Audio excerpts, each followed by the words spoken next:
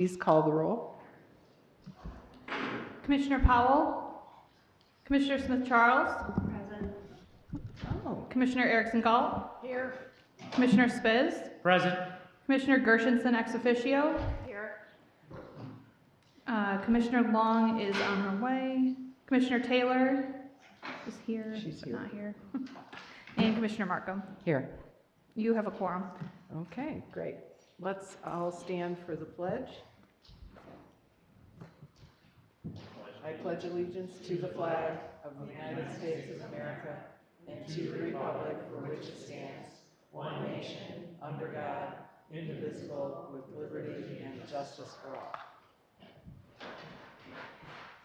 all. Okie dokie. So we'll jump right into it. Our first group today is item 4, budget presentation from the Indigent Defense Budget Hearing. Welcome, and we've put all the commissioners on one side of the room so that you can address them mostly. You only have to look And one then way. just a reminder to use the microphone for the You only live. have to look one way. Right. And yeah, use the mic. And everybody over here, make sure your mics are on when you have questions so that they get recorded. Thank you. Good afternoon. I'm Pete Mena. I manage the Indigent Defense Services Office. Paulette Lofton is here as well, our Chief Public Defender. So as you all know, our budget is a two-part budget. It is mostly state grant dollars, and then we have a pretty stable amount of money that is the county's local share. That's approximately $1.8 million. It doesn't change very much. It's pretty much the same every year. So you can see our original local share number there on the screen, and then for FY27, again, it's 1.867. It's only about $40,000 more than the original. So that number stays pretty stable. Statewide, you can see that 38.5 million of all the systems in the state put in about 38.5 million. That works out to being about 10% of the total MIDC budget, depending on the year, a little more, a little less. So our original request to the state for FY27 was $21 million. And at the June meeting, the MIDC cut our grant request to approximately $18 million. So they took about $3 million out of there. That's consistent with what we saw across the state. You know, the governor had a recommended number that she proposed for the MIDC. And I think the MIDC tried to make sure that as they were reviewing plans, they were reducing people across the board to make sure that they were meeting the governor's target. So I put this graph together just to show you it's not just us. These are the top 10 counties in Michigan by population. And you can see that all of them faced some form of cut to their grant request. That orange line is in the middle is the total percentage that was cut statewide from requests to what was approved. So that total cut was about 15%. And obviously the counties kind of vary within there. Macomb was the lowest at 7, and Kent, it looks like, was 25. I'm going to go through our budget categories the way that we present them to the MIDC. They have a very specific category formula or categorization that we have to present to them. So that's how I always present the budget to you, because this is the way we present it to the state. So our personnel category, which would be salaries and fringes, is approximately $6.6 million. That is about a 5% increase from FY26. So that would encompass the general salary increase, which we understand is recommended to be 3% for non-union employees, and then we have 3.75% for those of our folks that are represented by the UAW. And then we also are adding one new user support specialist position in the public defender's office. Not specifically in this category, but it is tied to this category, is the notion of indirect costs. The MIDC has begun very strict enforcement of this 10% rule for indirect costs. So what they do is they take your total salaries and fringes, and you are allowed to claim 10% of that number. For us, this varies pretty significantly from the report that we get from Maximus. We are in the process of figuring out how to allocate that, and I think in the long term, it may be a discussion topic with systems across the state as to how much to challenge the MIDC on this position that they have taken regarding indirect costs. But for FY27, we'll get about $664,000. These are the employees that are funded through the MIDC grant. And I do want to make one clarification because I think there may have been an error on page 63 of the budget book under the Public Defender's Office. For FY 2026 adopted positions, it says 23 on that page, but actually it would be 28 because we added 5 positions to the budget this current fiscal year that we're in. So for FY27, we're actually only adding 1 position. So we're going from 28 in the PD office to 29. So just to make that clear, these are the positions that the MIDC grant funds. So you can see that even outside of the IDSO, Indigent Defense Services Office, and the Public Defender's Office, there are a couple ancillary positions that are funded through Pretrial and Justice Services and the Sheriff's Office, 1 corrections deputy position. The law clerk positions are something that we just instituted last year with a lot of help from HR. That has already paid dividends. Actually, the 2 people who were law clerks for Paulette last year are now graduated law students and have been hired into 2 new attorney positions awaiting their bar results. So that really has been a huge, I think, benefit to us to have the availability or the ability to hire law clerks. The next budget category is the roster attorneys. So this is where we've seen pretty much all of our cuts. Our request was about 11.8 million, and the MIDC approved about 9 million.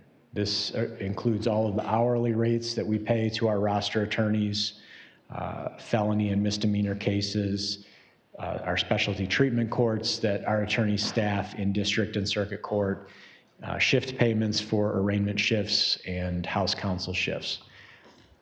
I do want to make this clear since it does sometimes get confused, although probably not by this committee, since this is the Finance Committee. The PD office employees are paid just like regular employees. They're employees of Oakland County. They get paid a salary. So this bucket of money that you're looking at on the screen right now is just those attorneys who are not employed by the Public Defender's Office. We have right now about an 80-20 split, meaning about 80% of our cases go to this roster and about 20% of our cases are kept in-house at the Public Defender's Office. So that's why this number is significantly higher and probably will always be higher than what we would pay to a salaried employee. These are the hourly rates that we'll be paying for FY27. Capital felony is something that's punishable by life. So that would be homicide, armed robbery, things like that. High severity felony is anything that's punishable by over 5 years, but less than life. So you might have some serious criminal sexual conduct cases, things of that nature. A low severity felony is anything punishable by up to 5 years. And then of course misdemeanor is anything that's not a felony. So those are our hourly rates. Those are consistent with Wayne and Macomb. We do that we're pretty intentional about doing that. We don't want there to be a huge competition in the Tri-County area. Oh, Oakland's paying $50 more an hour or something. I mean, yeah, it would be great for us, but it wouldn't be good for the system as a whole. So we do try to avoid that. We have a floor rate that we have to pay under MIDC rules. In this area, we do try to go above that floor rate just because we know that the cost of living is higher. We know that the general wage for attorneys, hourly rate for attorneys in this area is generally higher. So we do try to take that into account and set a rate that's higher than the strict floor rate. This slide gives you an idea of our felony case appointments. Over the last couple of years, each blue bar represents a month, the total for that month, and then the colored lines are the different case types. So what you can kind of see by this is that our capital case appointments, those stay pretty steady. We might have a couple months where they jump up, but for the most part, those are pretty steady. The high severity numbers are not quite as steady, but more so. And then those low severity felonies have a significant fluctuation from month to month. This may be obvious, but I'm going to say it anyway. We have no control over these numbers. This is completely reactionary. What cases come in the door, what cases are charged, and what people need appointed lawyers. Same here for our misdemeanor caseload, although the misdemeanor caseload I think is generally a little more stable than the felony caseload. What we do with misdemeanors is we assign a docket attorney for each misdemeanor docket in each of the 52nd district courts. That makes it a little more predictable. We know how many dockets there are going to be. If there are complex cases that don't resolve right away on that first court date, we do have our attorneys follow those along so that the people aren't seeing a different attorney every time they come back. That's been a big help with the public defender's office too. We've been able to assign them to some specific dockets, and that allows them to get even more familiarity with people who may have to come back multiple times. This is sort of the inverse of the appointments slide. So this is what we see on the attorney vouchering side, the monthly hour averages. And so what that means is when an attorney turns in a voucher, they have to tell us how many hours they spent on the case. They have to itemize all the work that they did. And then we take that itemization, we review it to make sure that everything on there is reasonable, and then we pay it at that hourly rate. And you can see from here, the fluctuation, instead of where the appointments, the fluctuation is in the low severity felonies. Here, when it comes to payments, it's in those capital cases. Huge fluctuations from month to month, depending on if there was a significantly complex case that resolved, that month, or had a lot of trials going that month or whatever. The low severities are pretty easy to predict. The House counsel and misdemeanor numbers are pretty easy to predict. It's when you get into those high severity and capital cases that it gets a little more complicated.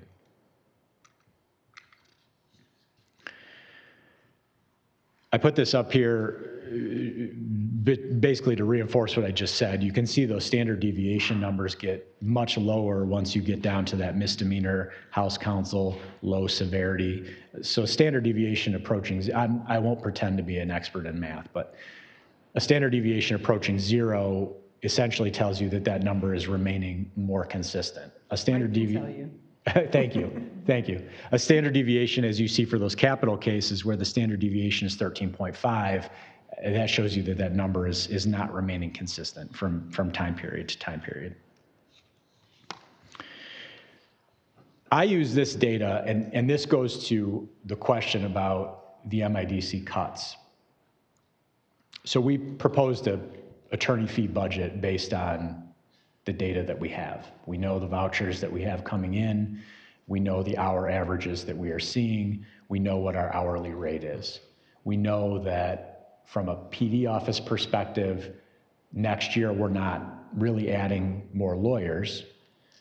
So we have a fairly good sense of what that number is going to be.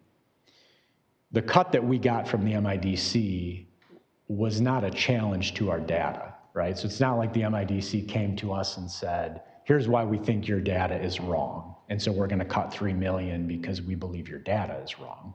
The cut was just basically, well, we just have to sort of make these cuts across the board. So that gets certainly frustrating from a system perspective because we spend a lot of time giving them our data, and it seems like we're not often met with a response to that I would consider to be well thought out. So that's why I put this all here so that you can see it. The next category is experts and investigators, and our budget for that is $925,000 in FY27. You can see the hourly rates there that are paid. The investigator hourly rate is pretty much standardized at that $125 an hour. The experts can vary just depending on what their expertise is. This is a 19% increase from FY26. We looked at our actual usage, and I have that on the next slide, and also took into account the fact that there were about 60, although less than that will actually go to hearing. But you may have heard about it in the court's presentation where the Michigan Supreme Court ruled that it is no longer constitutionally permissible to automatically sentence someone to life, mandatory life without parole. They expanded that to 19 and 20-year-olds. And so there's a lot of resentencing hearings that have to take place in that category of people. That means expert witnesses coming in to talk about psychological aspects, juvenile mitigation, that kind of thing. So there will be an expense there for expert witnesses in resentencing. Again, that's not going to be all of them by any means, but it will be a significant thing we need to plan for. So that's part of the reason why this number is larger than last year. And these are the dollars committed and the number of requests to date. This is as of the date that I prepared this. It's higher now, obviously. I would like to ask Paulette to talk to you a little bit now about how the use of investigators and also social workers, although the social workers aren't included on this slide, but having that holistic defense model where you have investigators and social workers as part of the defense team makes a world of difference. So I'm going to ask Paulette to talk about that. Absolutely. So we have 2 investigators in-house at the Public Defender's Office. Both of them are retired detectives from the Oakland County Sheriff's Department or Pontiac Police Department. We have seen that the cases take such a different turn with these investigators because very often, as a solo practitioner, I would be the one taking photos. I would be going to the scene. I would be knocking on doors. And very often I would not get a great response, or sometimes the areas that I would have to go in probably weren't the safest for me to be by myself. What we have seen now is that the defendants feel like they are really getting a fair shake at their defense because there are people who are trained in law enforcement who are there to listen to them, listen to the details that maybe no one has asked, because as a defense attorney, we're not the greatest investigators. That's not our strength. So the retired officers know what questions to ask. They know what questions to ask to lead to further answers that they want. So we have seen the cases much, we're able to present a defense where we have exhibits. We have witnesses that the prosecutor didn't even know existed. We have had that happen so many times in the last 6 months that the prosecutor will call us and say, well, how did you find this person? Who is this person? So that's great. We are finally at a place that I think that we are toe-to-toe. The scales of justice are even between the prosecutor and defense. Now, with our social workers, it is amazing to listen to defendants engage with social workers. Very many of our clients have mental health issues, addiction issues, they struggle with homelessness. So the social workers really use their skills, they listen to the defendants, and then they assist. Especially with all of the amazing programs that Oakland County has rolled out in the last year and a half, we're having the defendants engage with all of these programs so that they do have clean clothes when they come to court. They do have a roof over their head. They are in counseling, whether it be for addiction or for mental health, so that when they come to us and when they come and present to the court, they are the best version of themselves. So it lets the court know this person is deserving of a second chance, that they can do the right thing. And it's all of those resources that the social workers bring to our clients. So both of those, along with the use of experts, has really leveled the playing field in the last couple of years, and we are seeing real results based on the reports that the social workers author, and we turn those over to the court, showing the court that these are true regular people that have just been dealt a rough hand, and they just need some assistance getting back on track. Yeah, and I think it's interesting when you talk about experts and investigators, it really covers two different things, because there is a subset of people who are charged with a crime who are not guilty. That's just factually true. Everyone knows that. It's an undeniable fact. So it can certainly help in those cases. But it can also help in cases where the person is guilty, factually guilty, but they don't necessarily trust that their attorney is giving them all the information. And so to have an independent expert and investigator where they're not just relying on what's written in a police report, where they can see, okay, yeah, this is the evidence that the prosecutor has against me, so now I can really trust that and evaluate my options. So although we often think about it as helping those people who there's a weakness in the case, or even the people who are not guilty, which is certainly important, it really covers everyone. So our next budget category is contracts. The MIDC calls this contracts other, which I think is kind of an awkward name, which is why I didn't put the word other on the screen. But basically this covers our case management software for the Public Defender's Office. That's a software system that we purchase. It covers LexisNexis, which is the county's legal research. We just tag on to whatever contract the prosecutor's office uses. I think that's done through a cooperative agreement. We just use whatever the best option is. There aren't many options for legal research. Small amount for background check software for the investigators, and then there's also a digital evidence software that we buy that can help the attorneys analyze video and audio evidence. Training and travel is the next category. A large portion of this budget is actually a contract, so you would think it would be in the contracts category, but that's not how it works. So we have a contract with the Oakland County Bar Association for $175,000 a year. That is essentially our largest and only contract, besides the couple that I just talked about. That is to provide free continuing legal education to all of the attorneys on any roster in Oakland County. So it doesn't have to only be one of our courts. It could be one of the non-52nd district courts, 48th, 47th, 43rd, Pontiac, Waterford. All of those attorneys are mandated to take 12 CLE hours a year, and that they get that for free through this contract. Obviously, it's not free. It's paid for by the MIDC, but the attorneys get it for free. And then we do pay various membership dues, the attorney's bar dues, and membership to the State Appellate Defender's Office. They have like a brief bank that we pay for access to. Our supplies and services category is approximately $150,000. This is general office supplies. The majority of this actually is transcripts. The transcript rate, and I think we talked about this last year, has gone up significantly. I won't comment on whether that's good or bad. I'm sure the court reporters who haven't had a raise in quite some time think it's great. But it has caused the budget for transcripts to go up to $100,000, where it used to be probably in the $30,000 range. So, and I know the court is facing that probably even more significantly than we are. Here's what we have on the horizon, and it is a lot, even though it's only on one slide here. We really would like to double the size of the Public Defender's Office within the next 7 years. The reason that we're only adding one one employee to the office next year, a user support specialist, is that they are simply out of space.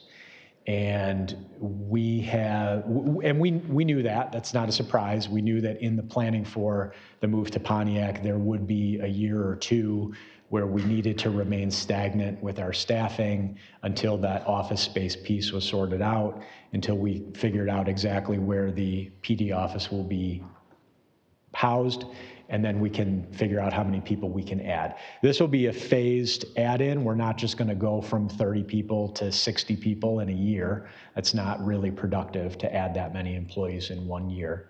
But that is our 7-year goal, would be to double the size of the office. Doing that would put us close to what I consider to be optimal, which is a 50-50 split between the roster and the office. That I would say is our ultimate goal, is 50-50. The juvenile bill did pass recently. It was signed by the governor, so that is going to be a huge change in the way that our juvenile delinquency cases are appointed attorneys. It does not take effect officially until October 1st of 27. And even after October 1st of 27, the MIDC will have to create standards around juvenile representation just like they did for adults. I assume that many of those standards are going to be the same. They're going to require probably hourly rates. Most likely they're going to require the appointment function to be separated from the judiciary. So eventually we will take that on in our office and appoint the attorneys for the juvenile delinquencies instead of the court doing it, which they do now. But that's not going to happen overnight. We will certainly look at expanding the public defender's office in that regard too. It would be great to have a dedicated juvenile division, even if it's only 1 or 2 attorneys. It would be great to have that expertise in the public defender's office. So we'll know more about that. I would think by 2029, the MIDC will have standards in place. So it'll be a couple of years, but probably in 2 or 3 years, we'll have something new on that. And that's it. Happy to answer any questions. Okay, thank you. I will start with Commissioner Long. Thank you. So on page in the big book, 337, just a couple of questions. Start up more on the top. Professional services is line item 731458. And I see that our adopted budget was 138,000, and then we amended it to 245, and then it goes on with 245. What does that include, professional service? And I might have missed it. I apologize. I was late. Yeah, so the spend category for professional services is actually investigators. There's not a specific spend and when I say spend category, that's that 6-digit number in front of that. Okay. That is actually for investigators. So and Brent's raising his hand, so. All right, and then that's the one that you said the rate was 125 hour. That's where they're included Correct. in investigators. Correct. Thank you. And is that all that's included in professional services? Yes, that's the only thing in that spend category. Okay, Do you, perfect. let me ask Brent though, because he had his hand raised, if he Okay. had something more on that. Yes, that is entirely correct. And one thing I did want to bring to the commissioner's attention is that one of the unique parts of the MIDC is that they are entirely grant funded. So what you're seeing in the budget book reflects their 26 grant. Their 27 grant is coming September 2nd for acceptance. It's currently working through our grant review process, so you will see that the budget will be amended and that will be incorporated into the adopted budget. All right, so perfect. So are you saying we're hoping for the 245,000 right there? That's been part of, yep, that's what we're working through. That's what we got as part of that updated amount when we received the cut from the state. Okay, thank you. And then my other line item is on the same page, 730,450, the defense attorney fees. So that was adopted 15 million, and then we're going down to, or we went to 11 million, and then we're continuing in the budget 11 million. That's 4 million less. Why is that? Is that because we have more in-house of our own? Yeah, so Or I think. am I assuming wrong? No, you're not assuming wrong. I think that is because of the FY25 to 26, the timing difference. So that 15 million that you see there, that was actually our FY25 grant number for attorney fees. Okay. The 11.11133 is our current number in FY26. So I know that it says 15 under 26, but that was actually 25's number. And Brent's raising his hand again. The reason for that, for all commissioners to be aware, is there was a delay due to the state shutdown. Yeah. So traditionally, we accept the MIDC grant in September. We did not actually accept the MIDC grant until October. So instead of it being incorporated in the adopted budget for 26, it was incorporated in the amended budget for 26. Yeah. And to the larger point that you made, which is why is there a reduction? Especially in FY24 and 25, those were the first years where the hourly rates came in. And so systems were really told and encouraged to budget higher, a little higher than expected, because we didn't know what those bills were that we were going to see.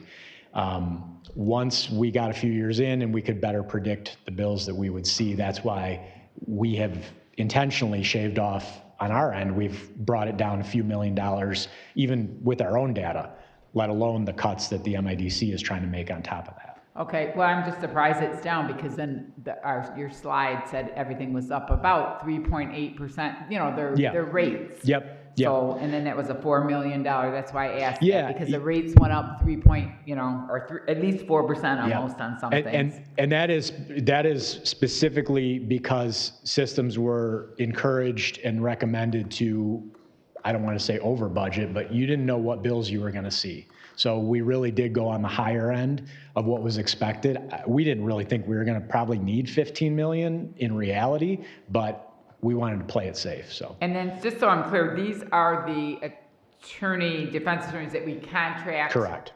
That we contract. So do we have any in-house that are not included in this? Yes, everyone in-house that works for Paulette would be Okay. included in the salary fringe numbers. Perfect, thank Yep. you, that's what I thought. Thank you. Yep. Commissioner Gershenson. Thank you. Pete, I remember when this office was formed and there was so much excitement around it, so much publicity, and I haven't heard much in the last few years. I actually had forgotten that I thought you were entirely funded by the state or the feds, but I didn't realize we put in almost $2 million. And I think that's something we should highlight. That's in certain constituencies and certain communities, that's a big deal that we even have an indigent defense department. I'm really proud of that. I'm sorry that your requests were always lowered.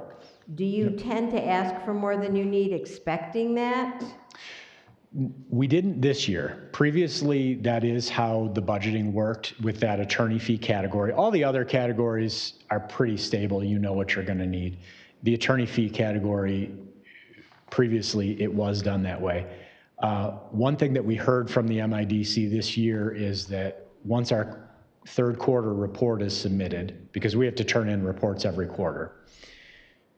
So once our third quarter report is submitted, which it was 2 weeks ago, that they would see what our spending was for this year, our actual spending, and potentially adjust our number up at their September meeting. That was a commitment that was made on the record at the June MIDC meeting. I'll be interested to see, I hope that really happens, because we showed them based on our 3 quarters of spending, we are going to be higher than what they approved. It's just a fact. So I will say the statute is very unique because there is a mechanism in the statute that if a system overspends, they are required to reimburse us the next year. So it's not like we lose this money, but the process for getting it back can be cumbersome and can take a while. I understand. One thing I was kind of sad to see is the price increase for all the attorneys.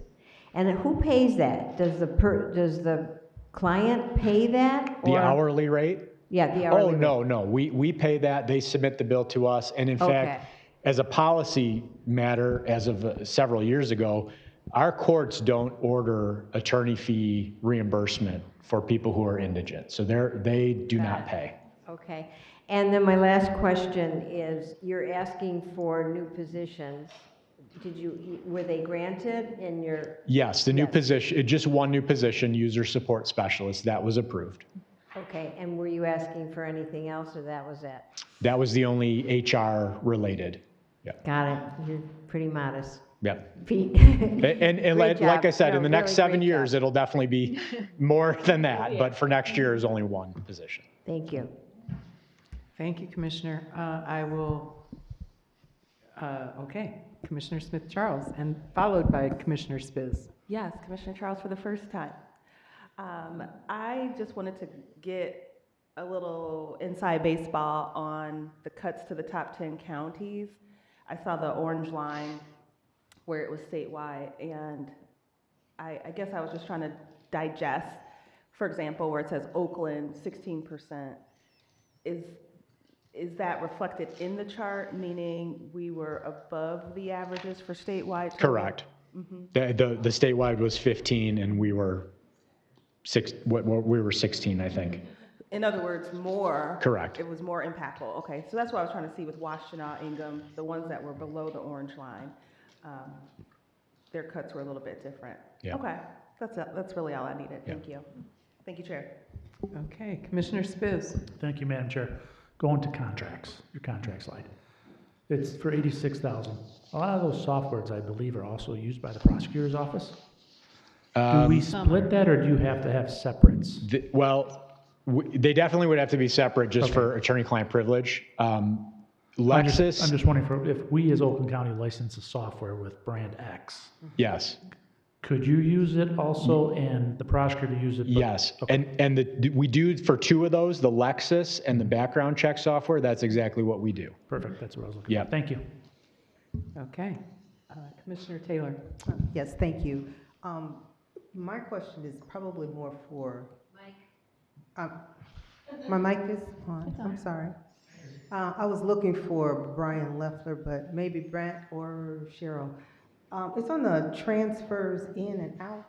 If this isn't the right place, please let me know. On page 321, we have, there's a big jump from 2027 to 2028.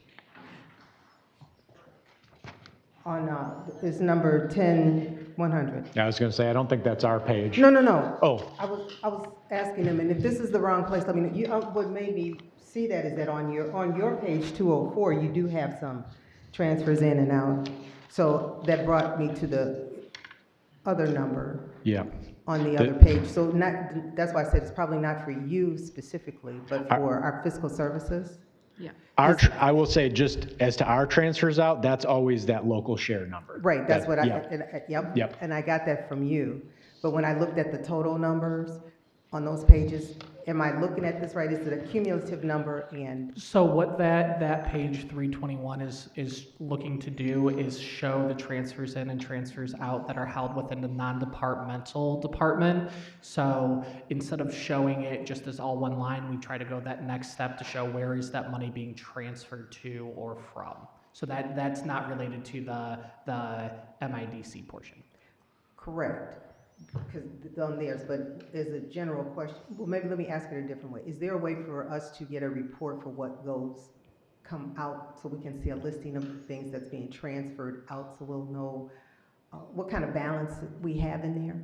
Is that something you could provide us? That's definitely something we can engage the BOC staff to see what we can work on to provide that for you, absolutely. Okay, because it's made up a lot of things, not just one department or that kind of thing. It's a lot of numbers. If we could get that report, that would be helpful for me. And especially since the change, you're anticipating it to be higher in 2027 and then drop down by about 5 million in 2028. So for that, and it's under facilities maintenance and operations, so I was just curious. When you get around to that, I'd really like to get that information. Okay. Is that it, Commissioner? Or do you have more? Well, I think most of their questions they answered in anticipation of the things that I would have asked. Thank you for that. I just had one general question. It was like with how will we, the commissioners, know that your Circuit Court Defense Attorneys funding pilot is working? What are you going to come back to us and let us know how things are going, or is it a 6-month, year term? for us to see something? That will probably be a question for the court, because right now they still control all the juvenile appointments, and I understand that they're doing that through a pod system, and I know they issued a contract for that with a pod. That's completely through the court. That's the court's budget, and they're running it. And so until those appointments are transferred to us under the expansion, which we expect will happen in a few years, we would not have any weight. We wouldn't have any involvement in it until it's transferred to us. Okay, So, thank you. Yep. That's it. Okay, thank you. Commissioner Erickson Galt. Thank you, Chair. What are your reasons for wanting to expand the in-house attorneys versus the independent contractors? Yeah. So there's a theory that it's always better to use employee attorneys, that it always provides greater representation, better representation if it's done by an employee. I don't subscribe to that theory. I think that oftentimes it is better when an employee has the time to do it, but not always. We have some great independent contractors. That 50-50 split, I think, embodies that idea that we want all of the benefits of having as many employees as possible, but we also don't want to push out these really good independent contractors who, frankly, we need. I mean, we can never, and we would never be able to get to a system where the public defender's office was 100%, because you have conflict cases and all of that, right? We probably wouldn't even be able to get to 80 or 90%. So when you know that going in, okay, we know we're not going to get to 80 or 90, then you start thinking about what is that sweet spot, and settling on that 50-50. That would put the PD office at probably between 60 to 70 employees. And it would allow us to make sure that our roster is the most high quality people that we can have.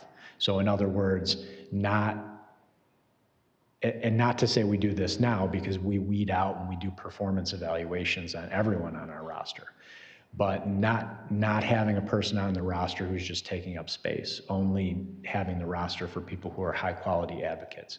So it's really just about that balance.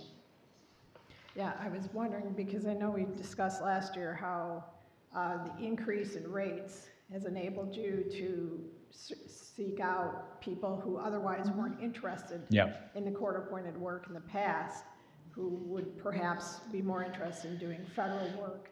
And so the increased rates has helped you recruiting the best and the brightest of the attorneys out there to do the roster work. As you begin expanding the office, could we ask that you provide us some periodic updates to show how this is improving? Absolutely. What's going on? Absolutely. Yep. Thank you. Okay, anybody else?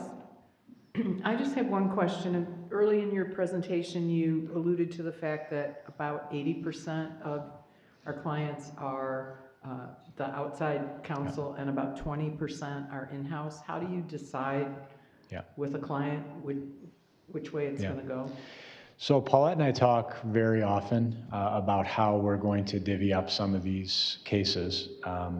In the district court at the misdemeanor level, we try to select specific dockets to assign them to. So like we might pick one docket in each of our 52, so they have exposure to different areas of the county. We will pick, for example, Oakland County jail arraignments. We have 3 attorneys doing that every day. One of those 3 slots we try to assign to the public defender's office so that they're in that mix. When it comes to felony cases, we do 2 things. First of all, we try to make sure that we're giving them a random allotment of cases, because what we don't want to do is overburden them with only the most difficult cases. That's not fair to their attorneys. So we try to just as we would with any normal case, it's a random sampling. You know, if we got 100 cases in this week, they'll get 20 of them. But we do, and the last part of the answer is, if we do get a case in the door that we are pretty sure from the beginning is going to be significantly complex, and we think, you know, this would be a lot better suited to an employee office where they have staff investigators, staff social workers, we will flag that case. We will pull it out and we will ask Paulette if she has availability to have her attorneys take it. That could be a major homicide, or it could even be a case that you might not think of as serious per se, but maybe we know it's going to have a ton of paper discovery, you know, accounting materials, that kind of stuff. Okay, thank you. I don't see any other hands, so I think we have concluded your presentation and really appreciate you Thank coming you. in today. Really good information. Thank you very This much. is such a, you know, you didn't exist before I became a commissioner. Right. So watching Right. the evolution of this program and your department and the good work that you're doing Yeah. is really encouraging. Well, Paulette and I both started out as judicial court clerks in this building 20 years ago, so we've seen a lot of changes over that time. So it's been fun for us too. So. Well, thank you for coming in. Yes, thank you so much. All right. Okay, our next group, let me go back to the agenda. We'll do a here. 2-minute recess, sure, Mark. Yep. That's okay. Yeah, let's do a 5-minute recess. Oh, sure, yes. There's food in the other room. All right, yeah. And our next group is facilities, is that correct? Yes. Okay. They got a large group, so they'll be coming up. All right, they're not here yet. No, they're walking in. Okay. You had a question that I couldn't really follow up with Brad.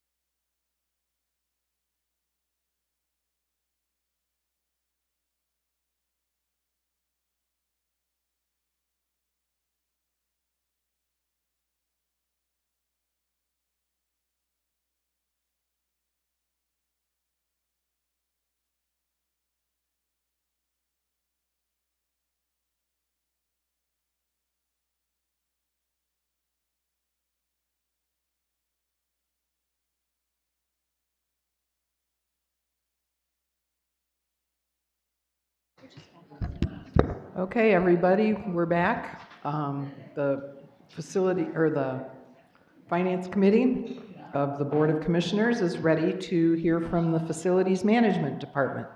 So we'll start with me. I'm Ed Joss today, so you're welcome. Unfortunately, sadly, he had a family funeral and he could not be here today, so I'm here to help support the team in any way. And really all I'm here to do is introduce, I think I don't ever get to do that. So I just want to take this opportunity that we have quite a few of our team members here, and rightly so. We're a very complex, pretty tightly run, small team that does a lot of different things here, and Ed reminds me all of the time about all the things they do, and I want to acknowledge that I hear him and I see that very much, and especially as I see this whole team come in to talk about those different budgets that we do have. So I want to do a quick introduction to a few people that you may be familiar with, and some new faces as well here at Facilities. I'm going to work my way down just to make it easier. I have Jennifer over here who leads our FPE team, which I would consider your small, mid-sized projects. A lot of you probably work with her team a lot when it comes to, carpet, furniture, things of that nature. But now with the CIP, you're going to see with a bunch of different larger projects as well. So they lead a lot of our day-to-day facility planning needs. We have Todd Burkle here, who runs our support services, which is all the support services that works with Adam Bailey, who's over there, raise your hand, as well as the garage. One nice thing I'd like to say about Todd Burkle is he's ending his time here with us at 39 years, so he is retiring at the end of the month. So very sad to see somebody go, but he has created such a great team over there that we feel really comfortable and strong with the leadership that he has built for over those 39 years. So I just wanted to make sure we acknowledge and thank him so much for all of those things, all of the things that he has done here for us here at Oakland County. Then I have Misty Rates here, who is one of our newer members. She's been here a few years. She is leading our bond, the big bond program that we have, helping to coordinate all of those, all of the things that go into that. When I say all of the things, it is a huge spider web of everything that has to be put together to make sure that we are working well with finance, with all of our teams that are getting impacted, as well as all of our trades and things of that nature. So she helps support that. Stephanie Hunt here, you're going to hear the most from her. She is the cog in our wheel, if you will. She runs all of our administrative functions here in Facilities. She has a handle on our millions and millions and millions of pages of budget. I think we have quite a large section in that budget, so she's got a handle on that as well. And she runs all of our administrative functions, makes sure the wheels keep moving here in Facilities, and leads a variety of different teams over there. We have Joe Murphy, which I'm sure you're all familiar with. He heads up all of the facilities' day-to-day operations as it relates to all non-planning things. So everything from making sure you have heat or air conditioned to water to electricity, all things known to man here that make these buildings run. Andrew Case is one of our newest managers that we've hired. He will be leading the CPD team, which is the bigger projects, the big CIP projects. He'll be making sure all of those large projects are moving forward and, again, engaging all of those that are necessary for that, contractors, fiscal teams, all of that. So then I have our newest employee who's been here, I think, 5 days. Joe Salvatore is our new Deputy Director of Facilities. Again, as we kind of move the needle here in Facilities and reinvent ourselves, we needed to get Ed some support. So he just started 5 days. We're happy to see him back here. We always kind of like tick mark when people keep showing up. We love it. And last but not least, we have two of our wonderful colleagues over there. We have Amanda, who heads up all of our, she's one of our analysts that heads up a lot of our strategic initiatives. And we have Jill, who I think you may have seen before over there, raise your hand. She is leading all of our energy study and making sure and understanding that we have a good handle on all of how we're managing and handling all of our energy usage. And we could do presentations with all of these folks all day long. So I just wanted you to know who was in the room. And again, I don't get this opportunity to say a lot because they're always in the forefront. But watching Facilities reinvent themselves and taking a look forward what the next 20 years here looks like for Oakland County has been a joy and a privilege. And I have never been more comfortable with the team that I have here to help lead us down this path of a kind of a renewed vision for what we have for our campus. So with that, I'm going to stop talking and I'm going to let Stephanie come on up here and she'll lead the way for your budget presentation. Thank you. All right, today I'm going to walk through the proposed 2027 through 2029 budget for facilities management, which is going to include our general fund divisions as well as our proprietary fund divisions. As we go through the presentation, I'm mostly going to focus on the changes from fiscal year 26 to 27 and the reasons behind those changes. So first, I'll start with the facilities management general fund budgets, which include facilities management administration, facilities planning and engineering, capital planning and design, and portions of support services. Looking first at departmental revenues compared with actuals, the primary item I want to highlight is that the overall fund doesn't typically generate a large amount of revenue. For fiscal year 25, you'll notice that there was an increase, and that was related to a grant that we received for EV chargers. On fiscal year 26 and 27, that's when we have a large increase in revenue, and that is for charges for services due to reimbursement of positions for those that are working directly on the county improvement projects for the bond. This slide provides another look at the adopted revenue budget. As I mentioned before, the most significant item for fiscal year 2027 is that charges for services related to those salary costs. Moving on to the department expenditures, there's a few key things that are driving 2027. The large jump was related to fiscal year 25 to 26, where we created a budget for our capital planning and design division. And then in fiscal year 27, you'll notice that we include a 3% general salary increase for our non-represented employees. And then there's also compensation changes for our represented employees based on their union agreements.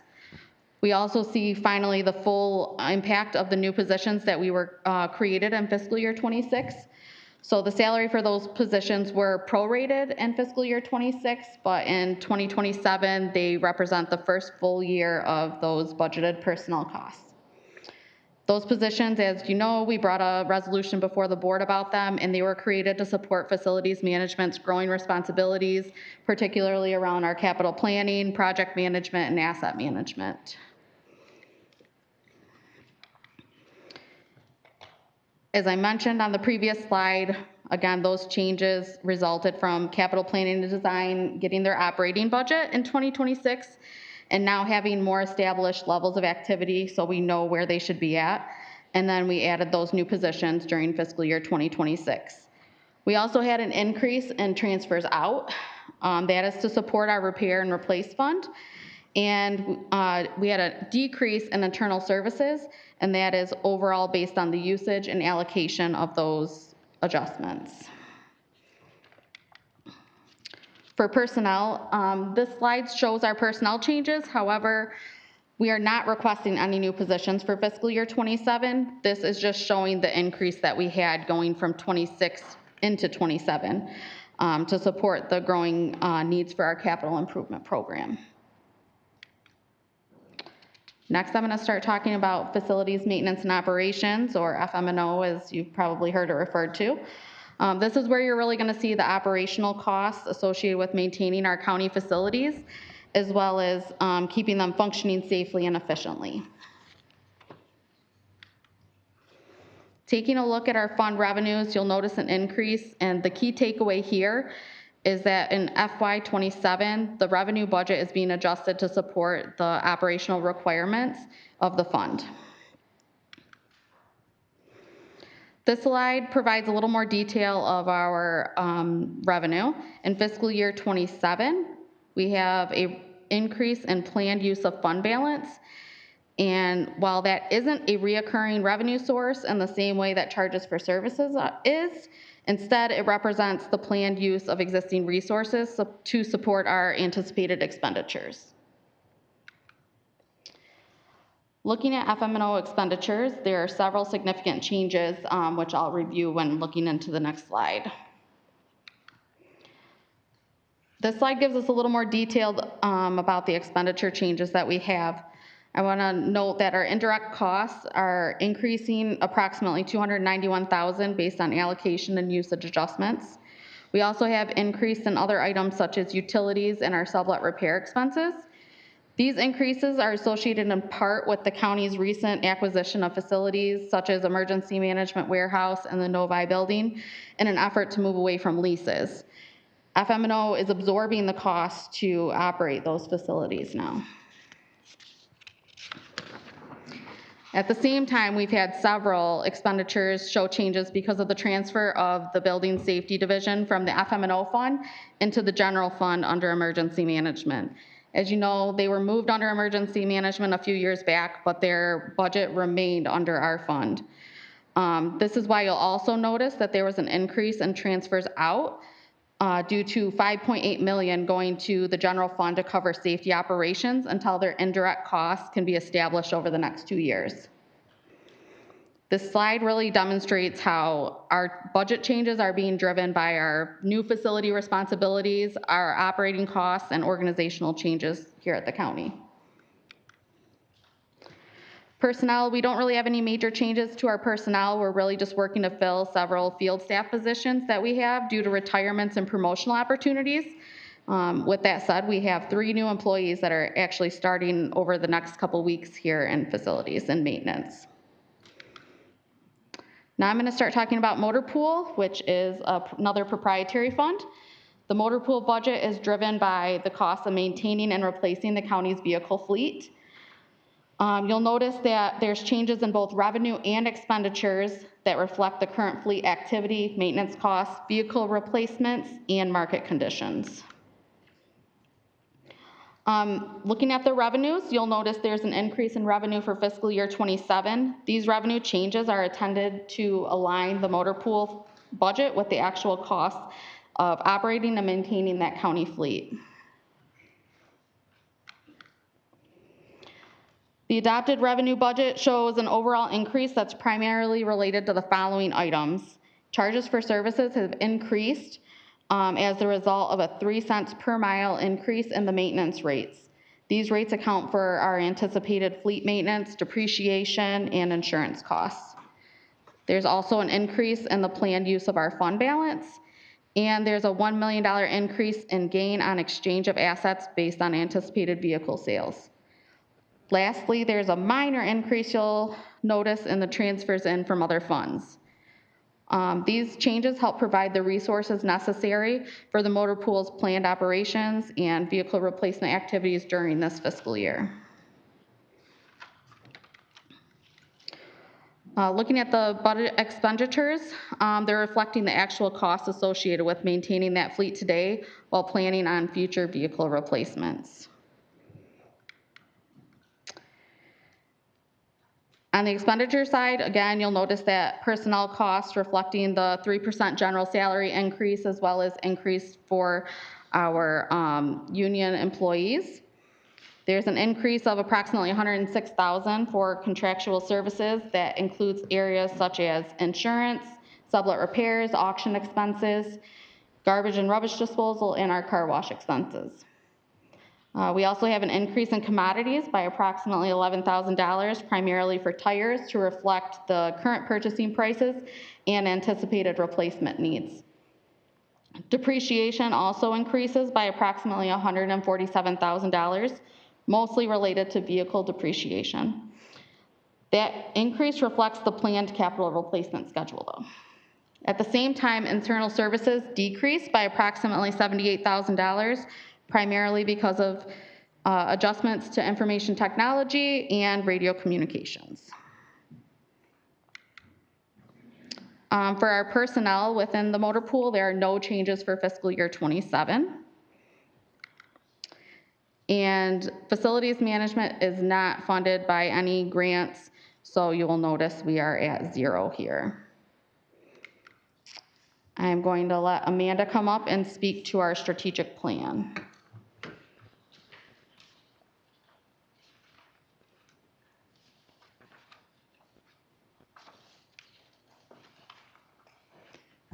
Good afternoon.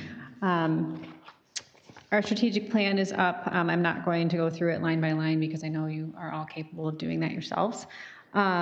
We are in the data collection phase right now. We're working with the Performance Management Office to establish our metrics and our KPIs and going through the phase of where we collect the data points from, and working them into our strategic plan. Happy to answer any questions if there's any questions about this specifically. Okay. See anybody? Oh, Commissioner Spiz. I'm going to ask the same question I asked the HR department on this. And you mentioned you're still going through creating the KPIs for all these 7 goals. Is that true? So you don't have them established yet? Because my one question is, how are you going to measure that you meet every one of these goals? How do you know you've met it? So What's the criteria? we do have some established KPIs, but essentially what we're doing right now is working with Henry's office to go through the capabilities that exist in our software as far as what other information that we can gather. So one of our, like our action items, for example, last year was hiring a safety coordinator because safety is our #1 priority in facilities management. So that is something that we successfully did about 6 months ago. That's what you're... Kind of. I'm going to use goal number 3 as an example. Develop a capital improvement program that supports the vision, mission, and goals of the county. How do you measure that you've met that? What criteria do you say, yes, check, we met? Because it's got to be a measurable goal, right? You have to be able to put some criteria to it that says, I've met this. Other than you getting in a room together and say, yep, we think we met it, and you check the box. Usually you have to have some supporting data behind that you met that goal. Yes. For the... Okay. Yes, that is, So- yeah, that is one of the areas, I'm sorry. I don't know who to look at. That is one of the areas where, like, kind of like you're saying, like what data points would tell us that we are successful in doing that.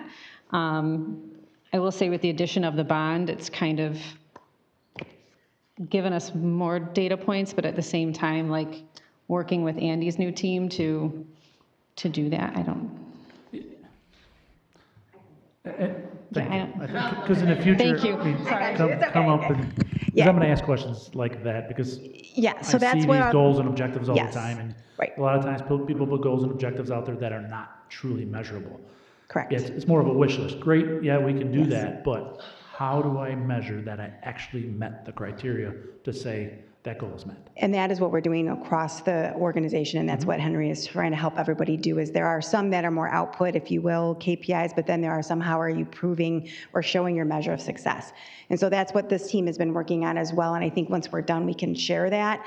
But that is, I think, becoming some of the stopping points that we are having in some of our departments is some of those more, I don't know if nebulous is the right word, but where we have some goals that are, that'll have a little bit more difficult time attaching KPIs to them. So we are working through some of those and making sure that we do have the KPIs that will match some of these goals. Most of these goals that we have, some it could just be what we call aspirations, but we will be trying to put KPIs as much as we can to each of these particular areas, and that's what's taking a little bit longer because they are nuanced. But I hear you, yeah. Okay, and Yeah. it's something that Some you're of them will gonna just be start- aspirational. Okay, so the 5-year Yeah. goals start in 2027, Yeah. right? Yeah. Then you'll have more detail behind Yes. how you're going to meet and measure each one. Yes, and I think Okay. that's kind of where Henry is at this point too. I think it's 27 is starting to have to be able to start to show the KPIs and how we're measuring them and showing some of the reporting as it goes with it. And I would expect that as you get through some of those, they'll migrate their way through the organization or through the team within Workday and within your individual objectives and goals for every year. That is correct. Okay, I thank see you. even Henry's nodding his head, so yes, we're on the same page. Yep. Thank you, Commissioner. Commissioner Gershenson. On number 4, your 4th goal, promoting diversity in our operations, contractors, and vendors, you have to have something to report on that, correct?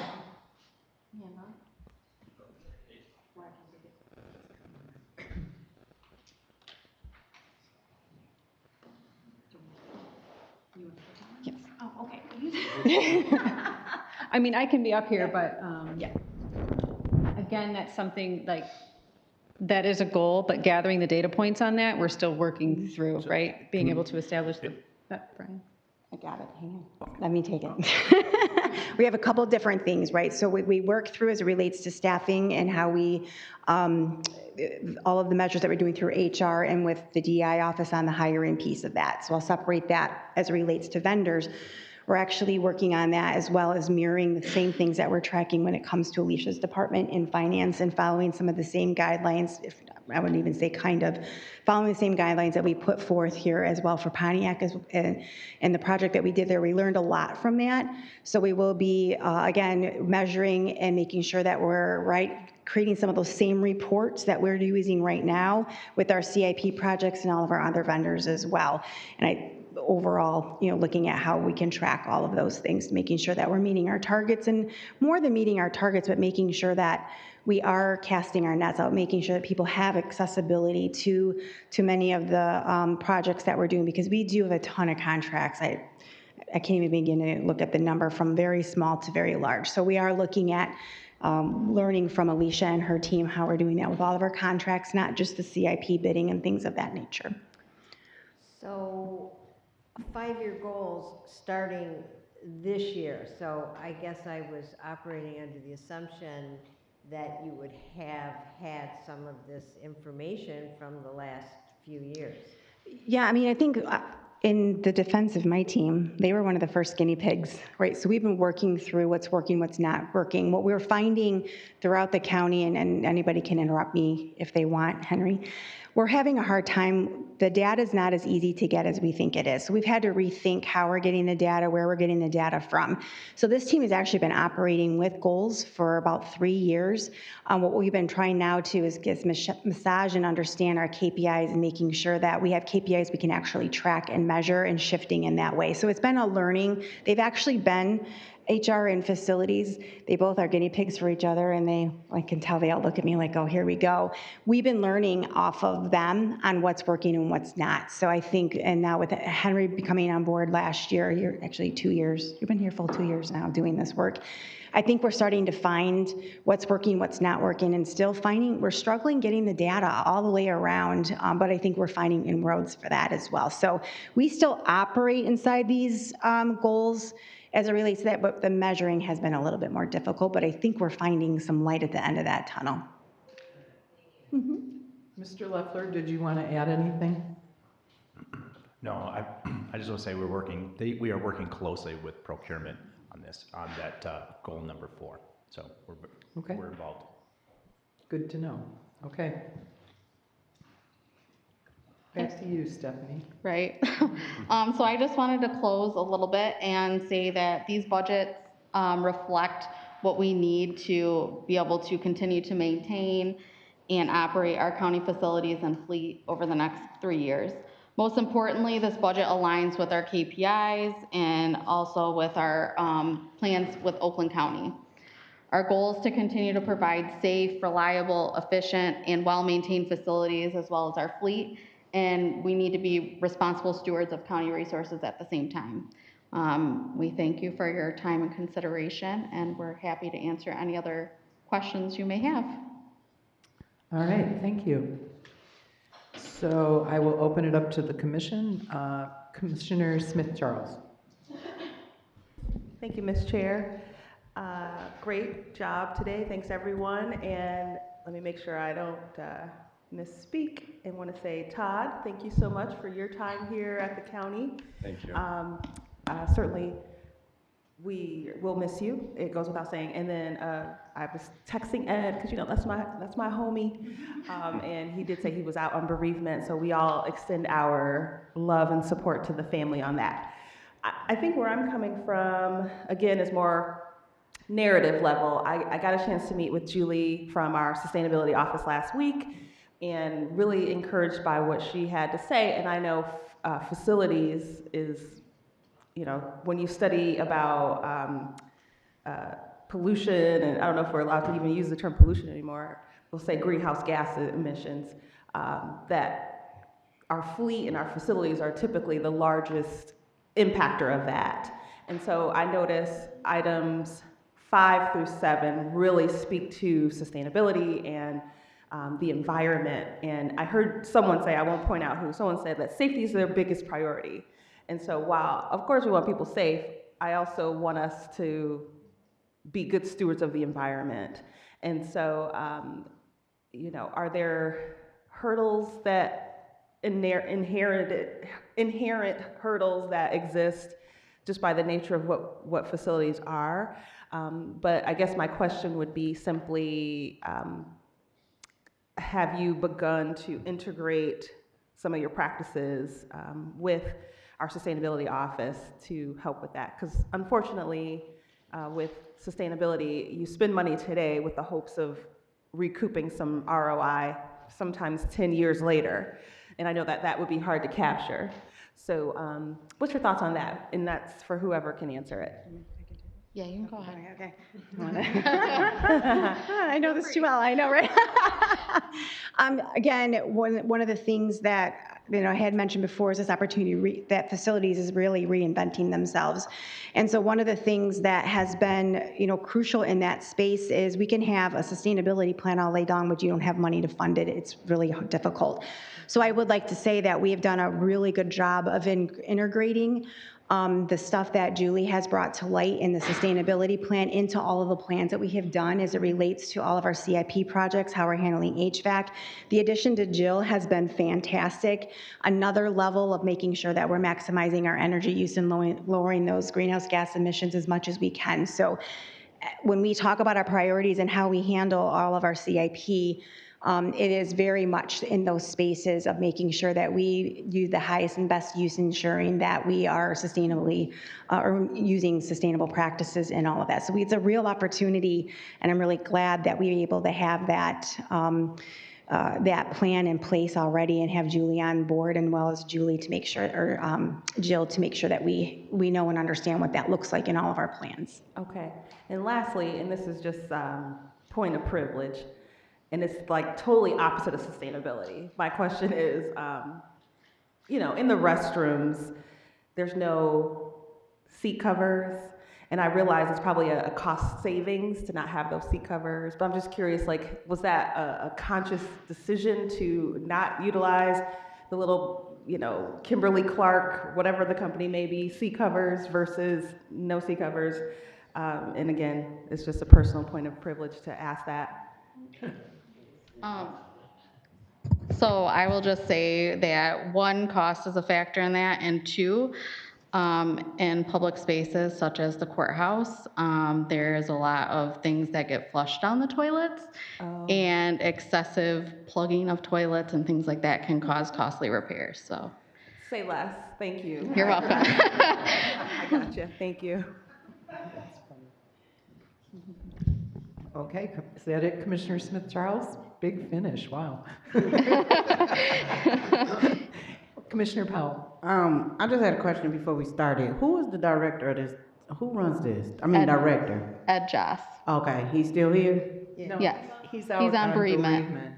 Oh, okay. Sorry, y'all. Dang, everybody my bad. I didn't know, but I was like, dang, is Ed still in place or what? So I was asking.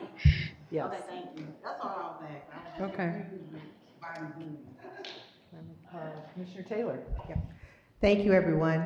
I wanted to address with the last group, I asked a question, but I was out of line. I was not out of line, but out of place. The question really should have been in this department. However, I have since taken also the time, because I'm one of those that say when I know better, I do better. I went to my book, and I took the time to look up the question that I had, and I also found the answer. So for those that was with me and followed those questions, I'll repeat them and then show you where I found the answer. Okay. It was originally on page 321, and I was speaking of the transfer in from the general fund, and and I had all these nice little purple markers where I just knew I had the right question, on page 410, where we're talking about the transfers out.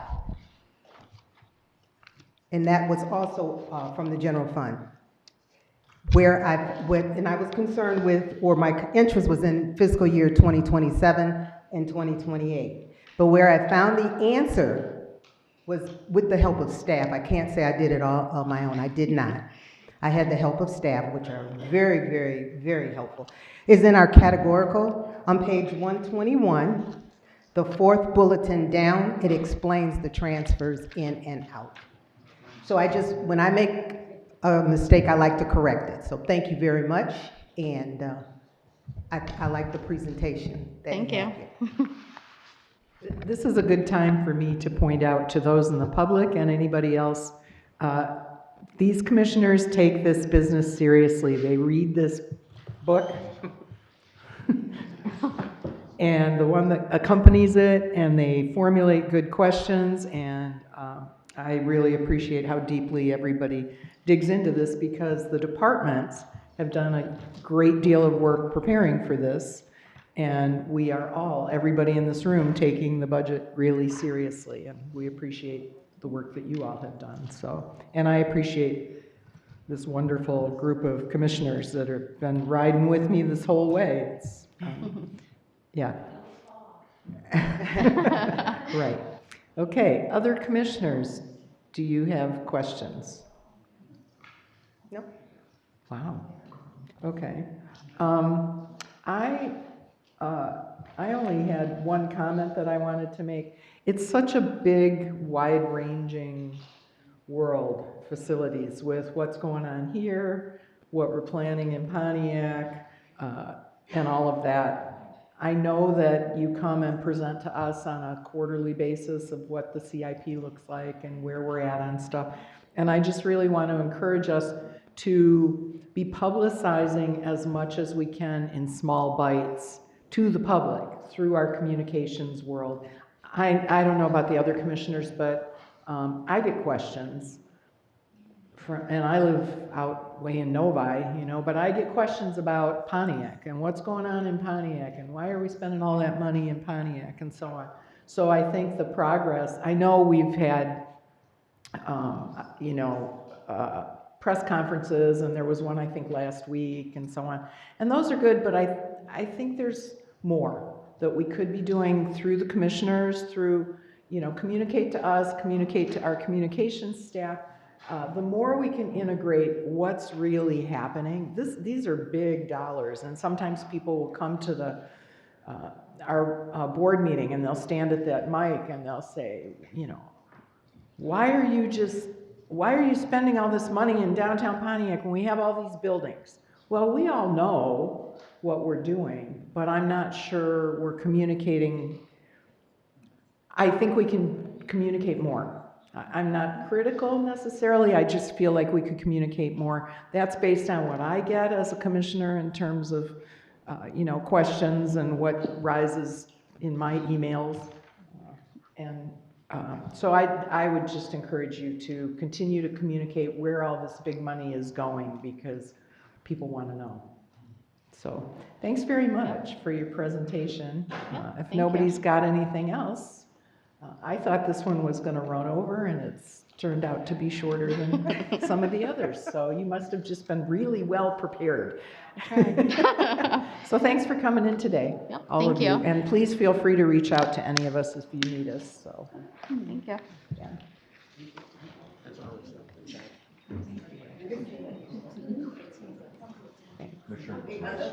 Oh, Todd, I'm glad you're getting what you want, which is to retire and go live your best retired life. Oh my gosh. Oh, it's so really nice to hear. Oh, thank you so much for mentioning that. Yeah, well, and you know, I'm glad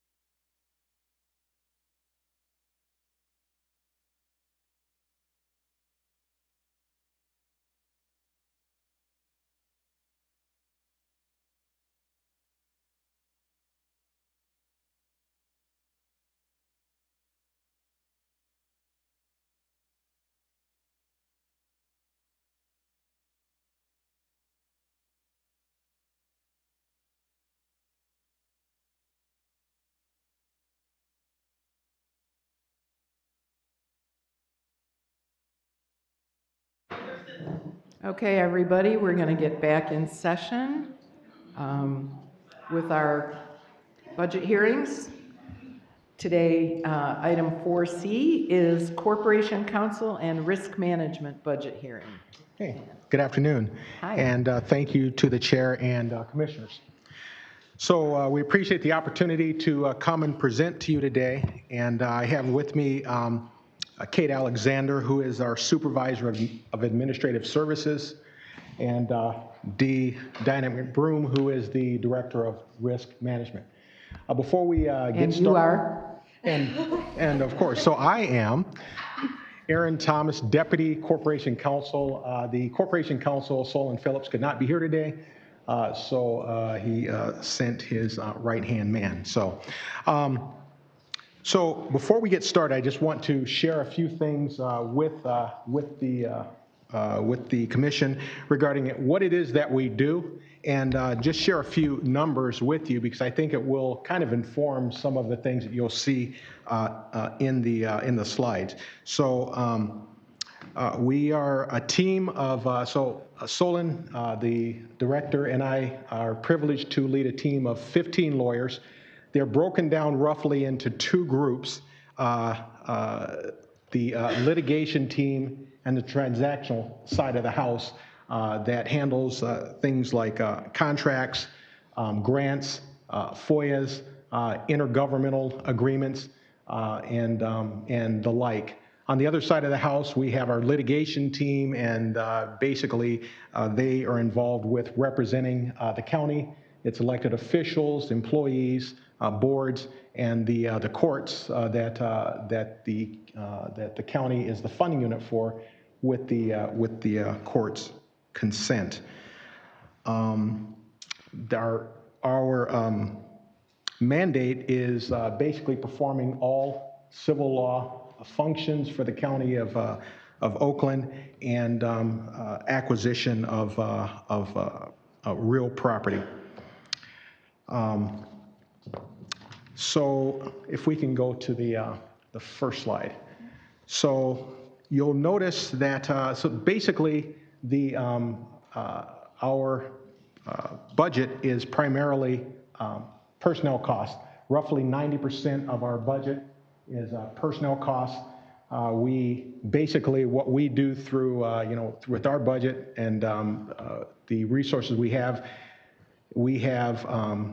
personnel, the people, which is again about 90% of our costs, and we have technology. And with that, we provide the legal functions for Oakland County.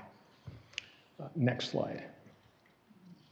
Well, before we get into risk management, I'd like to share with you maybe some of the numbers since 2022. So I believe it was in 2022 when Solon Phillips became the Corporation Counsel, and looking at 2022 to 2023, we have seen a 1.7% increase in new legal matters. From 2023 to 2024, we've seen a 2.6% increase year over year in new legal matters. 2024 to 2025, we've seen a 2.7% increase in legal matters year over year. And 25 to 2026, as of about noon today, when Kate ran the numbers, we were running at a projected 8.4% increase in new legal matters. And so what that says is, and so one of the things that in looking at these numbers, the numbers don't tell all the story, because certainly the complexity of the new matters that come in, speaks to, the services that we're called on to provide, and the novelty of those new matters also speaks to, to the services that we're called to provide. And when I thought about the novelty, I thought about a couple of things. Reverse conviction cases. So when I came to the county in 2022, in March of 2022, reverse conviction cases were kind of something new for at least for Oakland County, where I'd come from previously in Wayne County. The city of Detroit and Wayne County had some previous history with reverse conviction cases. But to my knowledge, those were new to Oakland County. So when I think about new matters that we're dealing with right now, it's not just the numbers, it's complexity, and it's the novelty of things that we're seeing. Another area where speaking to the novelty of the matters that we are now looking at, and everybody in this room would be well aware of, is federal executive orders. So since January of 2025, obviously with the change of administration, our office has been tracking every federal executive order that has come out of Washington and all of the subsequent litigation that has unfolded across the country because of those executive orders. And so why did we do that? In 2025, and actually before, when it, just in looking at, hey, look, what could happen, with respect to a national election, we started looking at if some of the executive orders that were talked about were actually put into place, how might that affect county government? How might that affect us? How might that affect, the programs that the county operates and encourages? How might that affect grant funding, being the county being a recipient of federal grant funding? How might that affect the county government and operations? And how can we kind of take a look at those executive orders, kind of try to read the tea leaves, as it were, and sit and advise and counsel our clients accordingly. And so we think getting out ahead of it, we think we've been fairly successful with that, but that effort obviously continues. And so when we talk about, the numbers, I think it's, and these are numbers that we report out and we talk about every month as a group and as a team, in our team meetings within the department. But I thought that was very important to share with you commissioners, just to understand, and we encourage it. We would rather engage with our clients, ask them to engage our services on the front end, because we think having conversations on the front end and providing them with information will help with informed decisions and informed decision making. So we absolutely encourage that.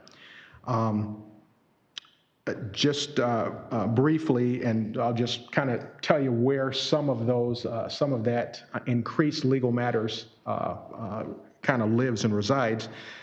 Since 2022, we've seen a 30% increase in FOIA requests. Those are freedom of information requests that come in from citizens, from the press. So that's a 30% increase in FOIA requests. Contracts. We've seen an 8.3% increase in contract matters from 2022 to the present. And legal opinions, which we encourage, and these were statistics that I asked Kate to pull last night.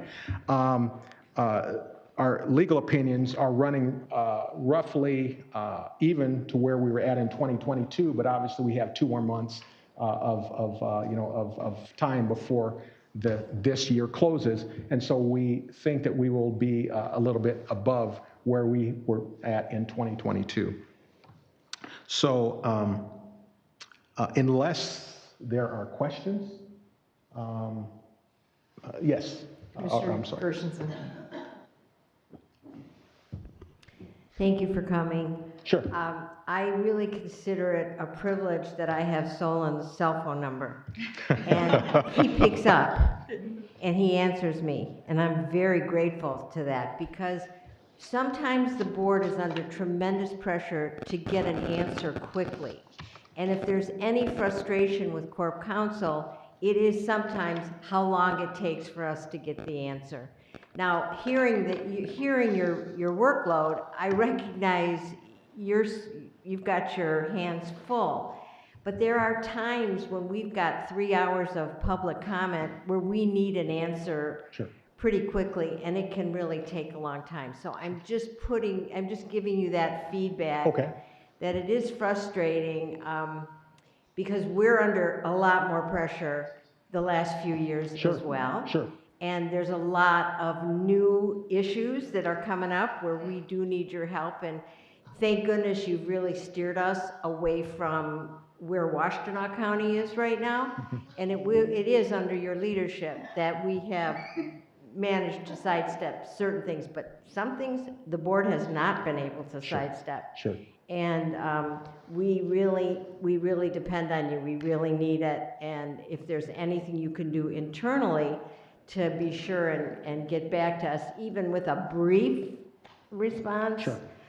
In a more timely fashion, it would be appreciated. Okay, certainly.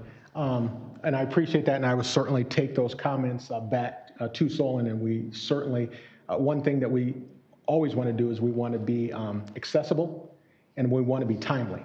And so I'll certainly take that back to him. Commissioner Spiz. Thank you, Madam Chair. Just a comment and piggyback off Commissioner Gershenson. In the past, or I think 5-6 years in the past, Corp Council sometimes attended the board meetings so that we could have those kind of answers and things rather quickly if need be. So it's something maybe you can take back to Solon, have the conversation, maybe have somebody maybe consider being here during board meetings as a representation just in case something comes up, especially based on some of the new topics we know that groups are going to be here for.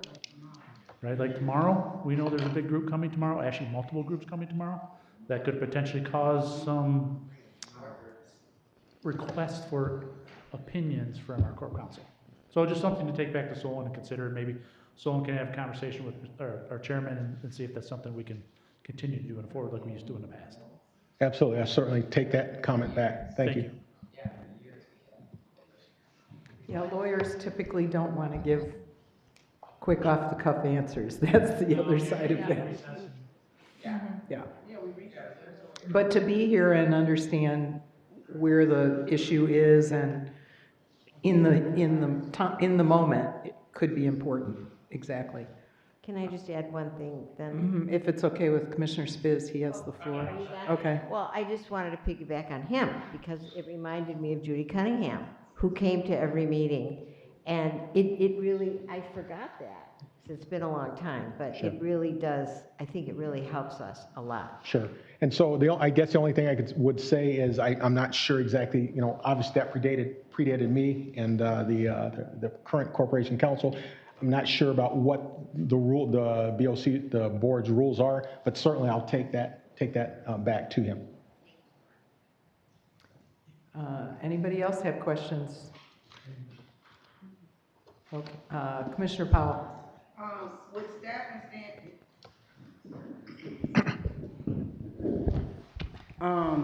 staff and staying at 35 positions, where are you seeing the biggest workload pressure?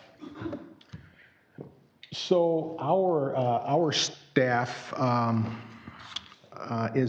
so that 35 may actually include risk management, but to the question about where we are seeing the most pressures as far as workload, I would say that it's certainly on the transactional side of the house, and here's why.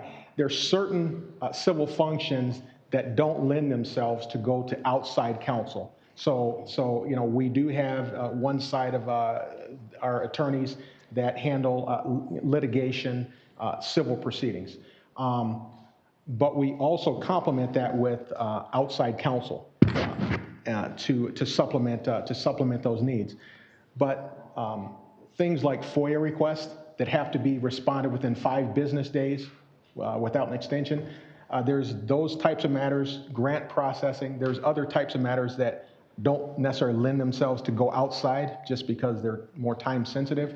And so when you ask about where do we see those pressures, it's probably on the transactional side of the house because, number one, they don't lend themselves to going to the outside. Number two, because of some of the numbers that I shared with you with respect to increase. So if I had to say where we see the pressures, it's probably there.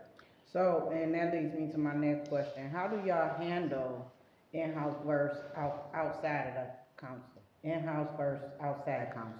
So again, much of that is driven by what type of legal matter it is. Got it. If it's something that is tied to a court proceeding where you have, extended timeframes like a new lawsuit that comes in today, and we know that that lawsuit is going to last a year or two or more, then we can kind of say, okay, is this something that we want to, that we can we get this case dismissed on motion very quickly?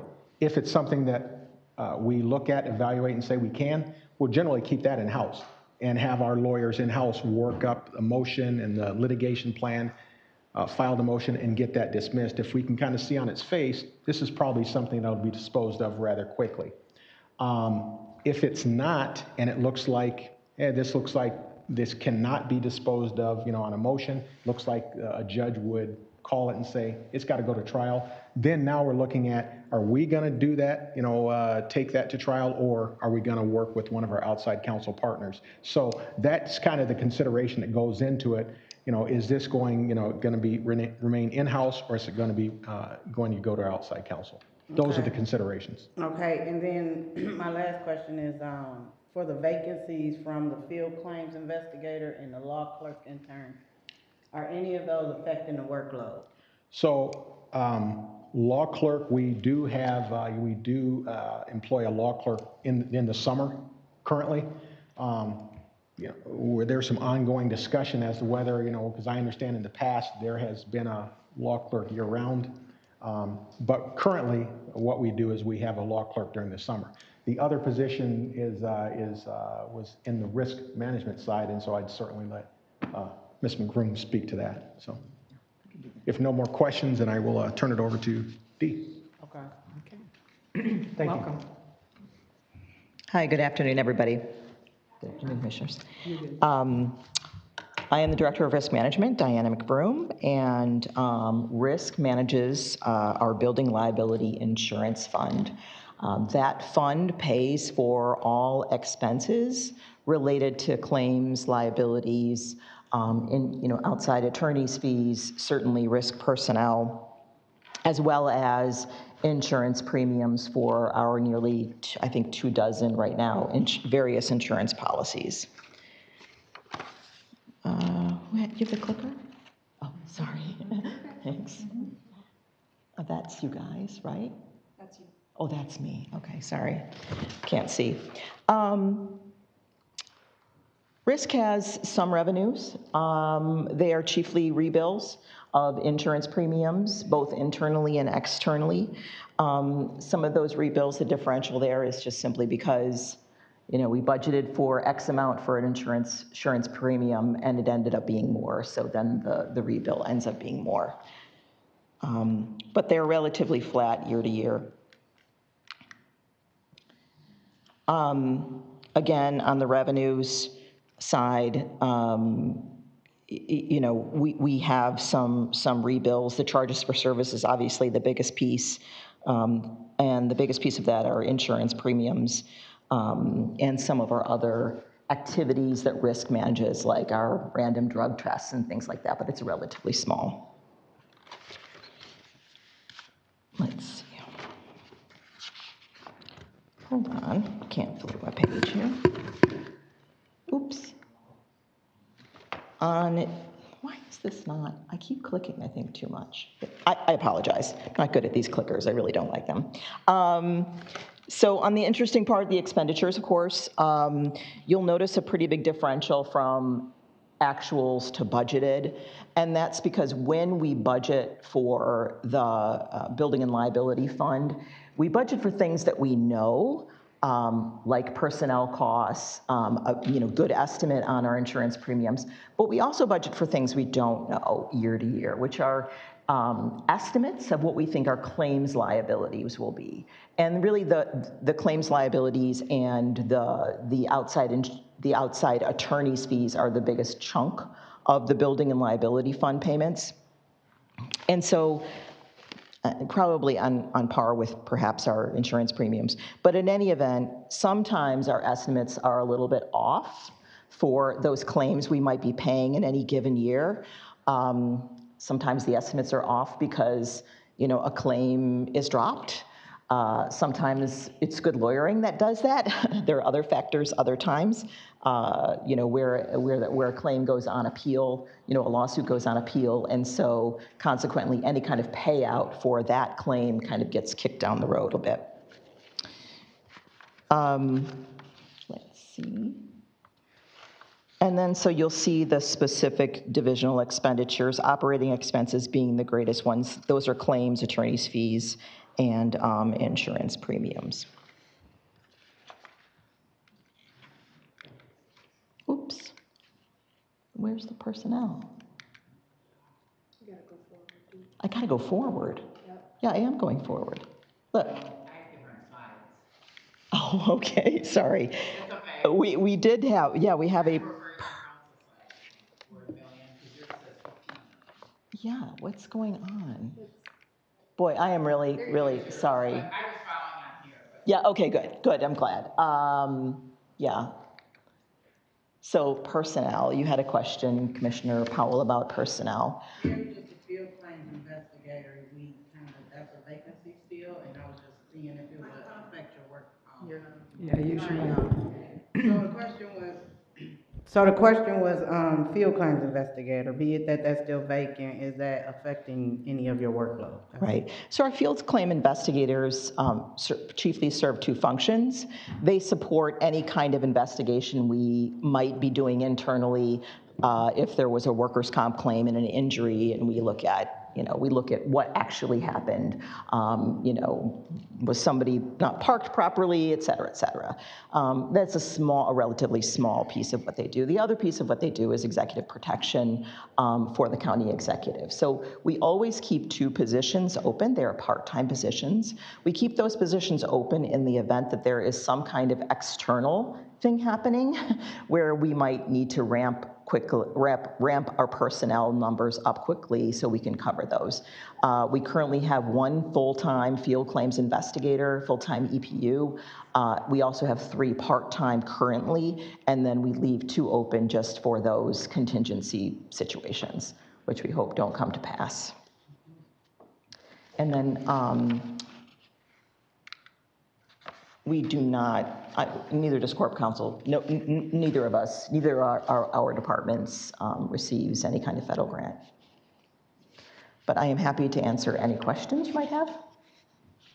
Commissioner Powell. Just real quick, I just wanted to say for both departments, thank you for always responding, and at least for me as the commissioner in my district and everything that's going on. So I just wanted to say thank you. Thank you. Oh, you're welcome. Commissioner Gershenson.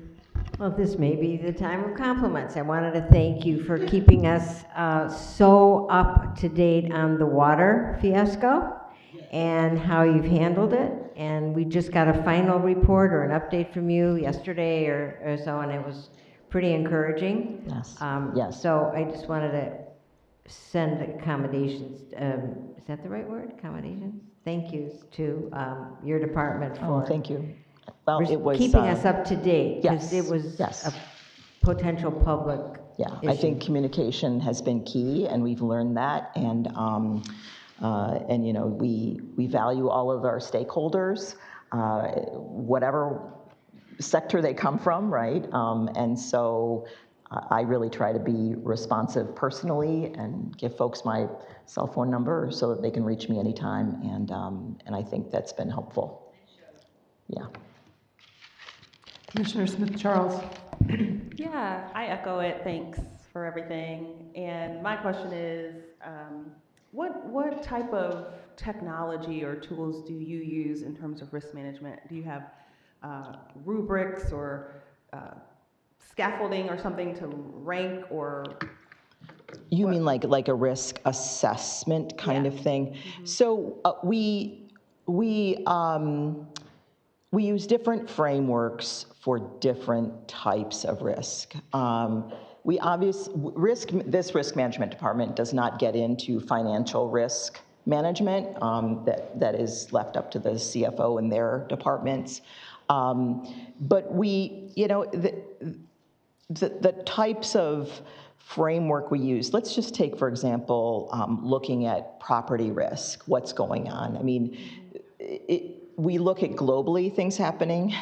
We look at litigation trends.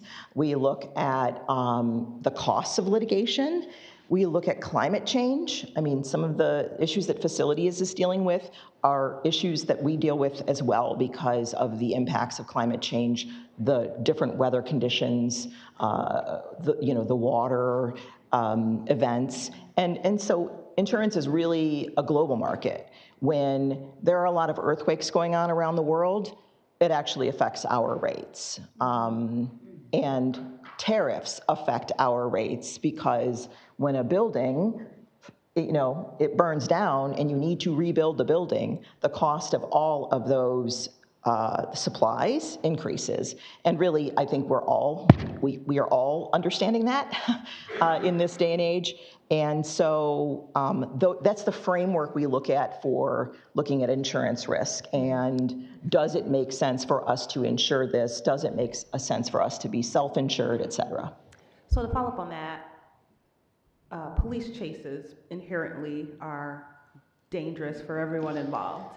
And just hypothetically, has the sheriff's office ever, do you provide guidance on best practices in that space? There's a tool called a DRONE that's very polarizing, Yes. But it eliminates some of the risk for people on the road who might be just in the way of a traffic stop gone wrong. So do you also engage with those departments as far as risk? We do. Okay. And as you can imagine, the Sheriff's Department is, because of their interface with the public and the nature of the interface, tends to be the highest user of Corp Counsel services when it comes to liabilities and claims. Yeah. And on a quarterly basis, we do review with the Sheriff's Department what we call catastrophic and or death claims.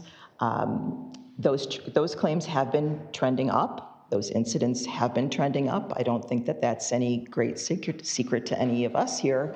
And there are times that we, when a claim particularly comes to the Claims Review Committee, and you have some members here that are, on that committee, we do have a robust conversation with departments about what are your practices, what is the discipline like for someone who may have mishandled a situation? Yes, so we do. I wouldn't say that we necessarily, though, proactively seek outside guidance and tell them hey, there's this expert over here. We tend to defer more to those departments and their expertise, and talk to them about other ways to, essentially to better understand why these claims are trending up. Okay, last one, and I know I can reach out if I have more between now Of course, and whenever. yes. Do you have any interaction with the Road Commission? Very little. There are very few occasions where there is confusion about who's done what. Yeah. And other than that, we have relatively, the intersection typically is this you guys or is this us?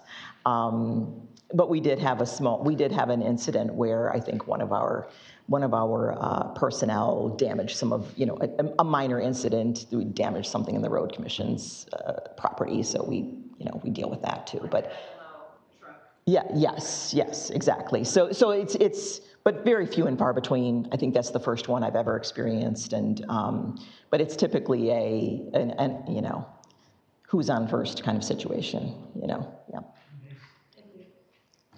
Thank you. Anybody else? I just have one question. I don't know if it's for you or for Aaron, but you spoke about these wrongful convictions, which we hadn't done a lot with previously, but I know that looming out there are some potential big numbers for settlements, and if we did end up having to settle we're talking potentially tens of millions of dollars. My question relates to, where's that money come from? What are we doing to anticipate that need? And I don't know if this is a question for you or for Mr. Leffler, or if it's answerable at all at this point in time. So, I mean, I don't want to get specific, but we know these are looming out there. Sure, Yeah.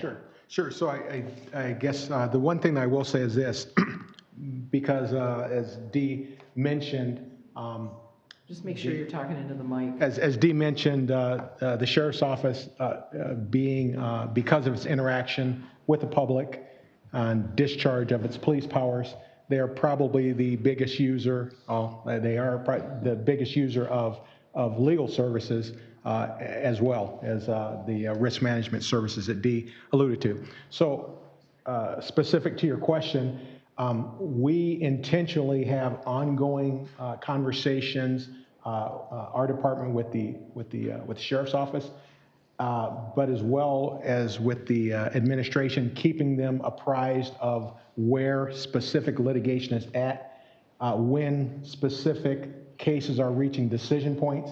And of course, you know that we have those same conversations with the BOC leadership as well. So, and obviously with the chief financial officer. So to the question of where that comes from, it's probably a better question for the chief financial officer, but those are ongoing discussions that we have, you know, for the people who have to be in the decisions or be in the position to make decisions about those, whether they go to trial, whether they resolve short of trial, things like that.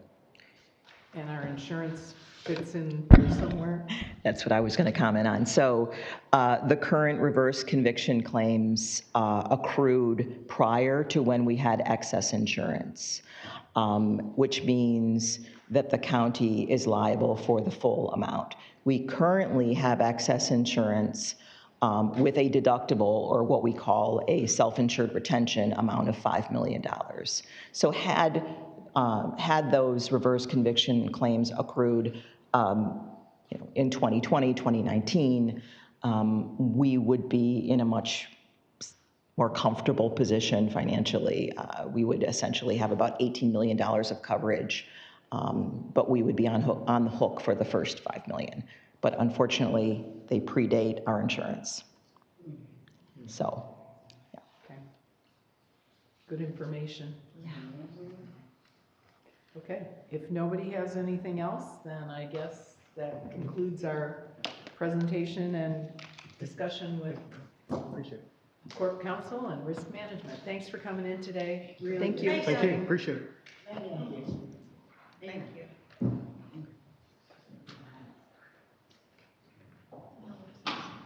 Yeah, we'll take a few-minute recess, and then we're going to do our own department, the Board of Commissioners. We'll be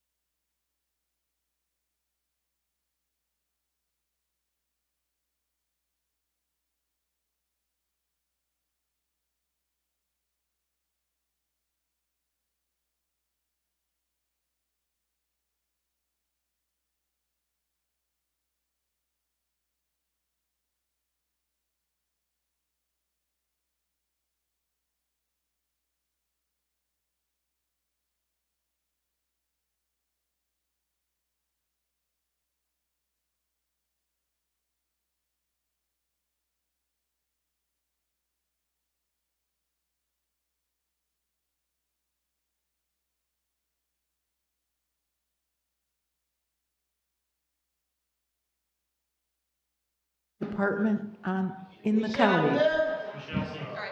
All right.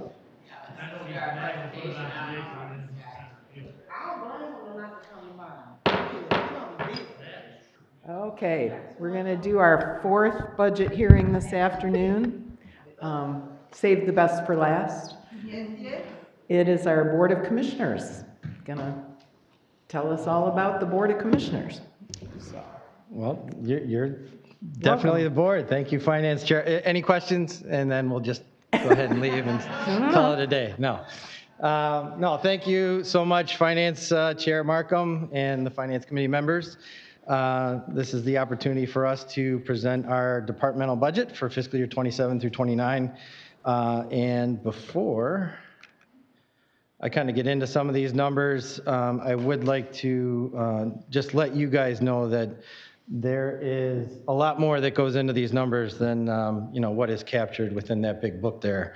And really, it's I would be remiss without saying that it really captures the value of the people behind the work.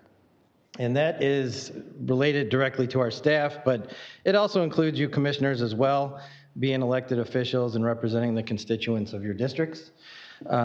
These are some of the numbers that actually go into supporting you and your district and your communities and essentially the residents of Oakland County. So I'm going to get through a couple of these slides here really quick, and then I'll get into, I have some prepared statements, but I'll try not to read it directly and just use it more as notes. But just wanted to highlight kind of what I began here with valuing our team. So the first one is our revenues and budgets. What you see with this is basically a $100,000 allotment that we have for the transit millage that comes in that we have as a transfer in every year from that to assist with getting information out there to the communities around the transit initiative that we had with that millage for 10 years. And then also included within that is about $3,700 of revenue that comes in from supporting or offering our services to the Zoo and Art Authority for our operations team that goes in and kind of assists them with the meetings and taking minutes and setting up schedules and agendas and things like that. So that's our revenues. It's not a lot, but this dives into it a little bit more detailed when I talk about those transfers in being that 100,000 and then also those charges for services.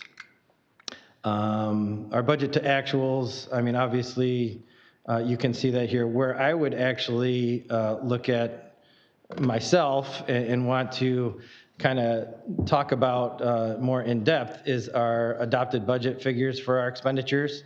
And interestingly enough, when you just heard from Corp Counsel, and I think Aaron Thomas in my phone is probably the number one person that I talk to the most, just to work with him and his team.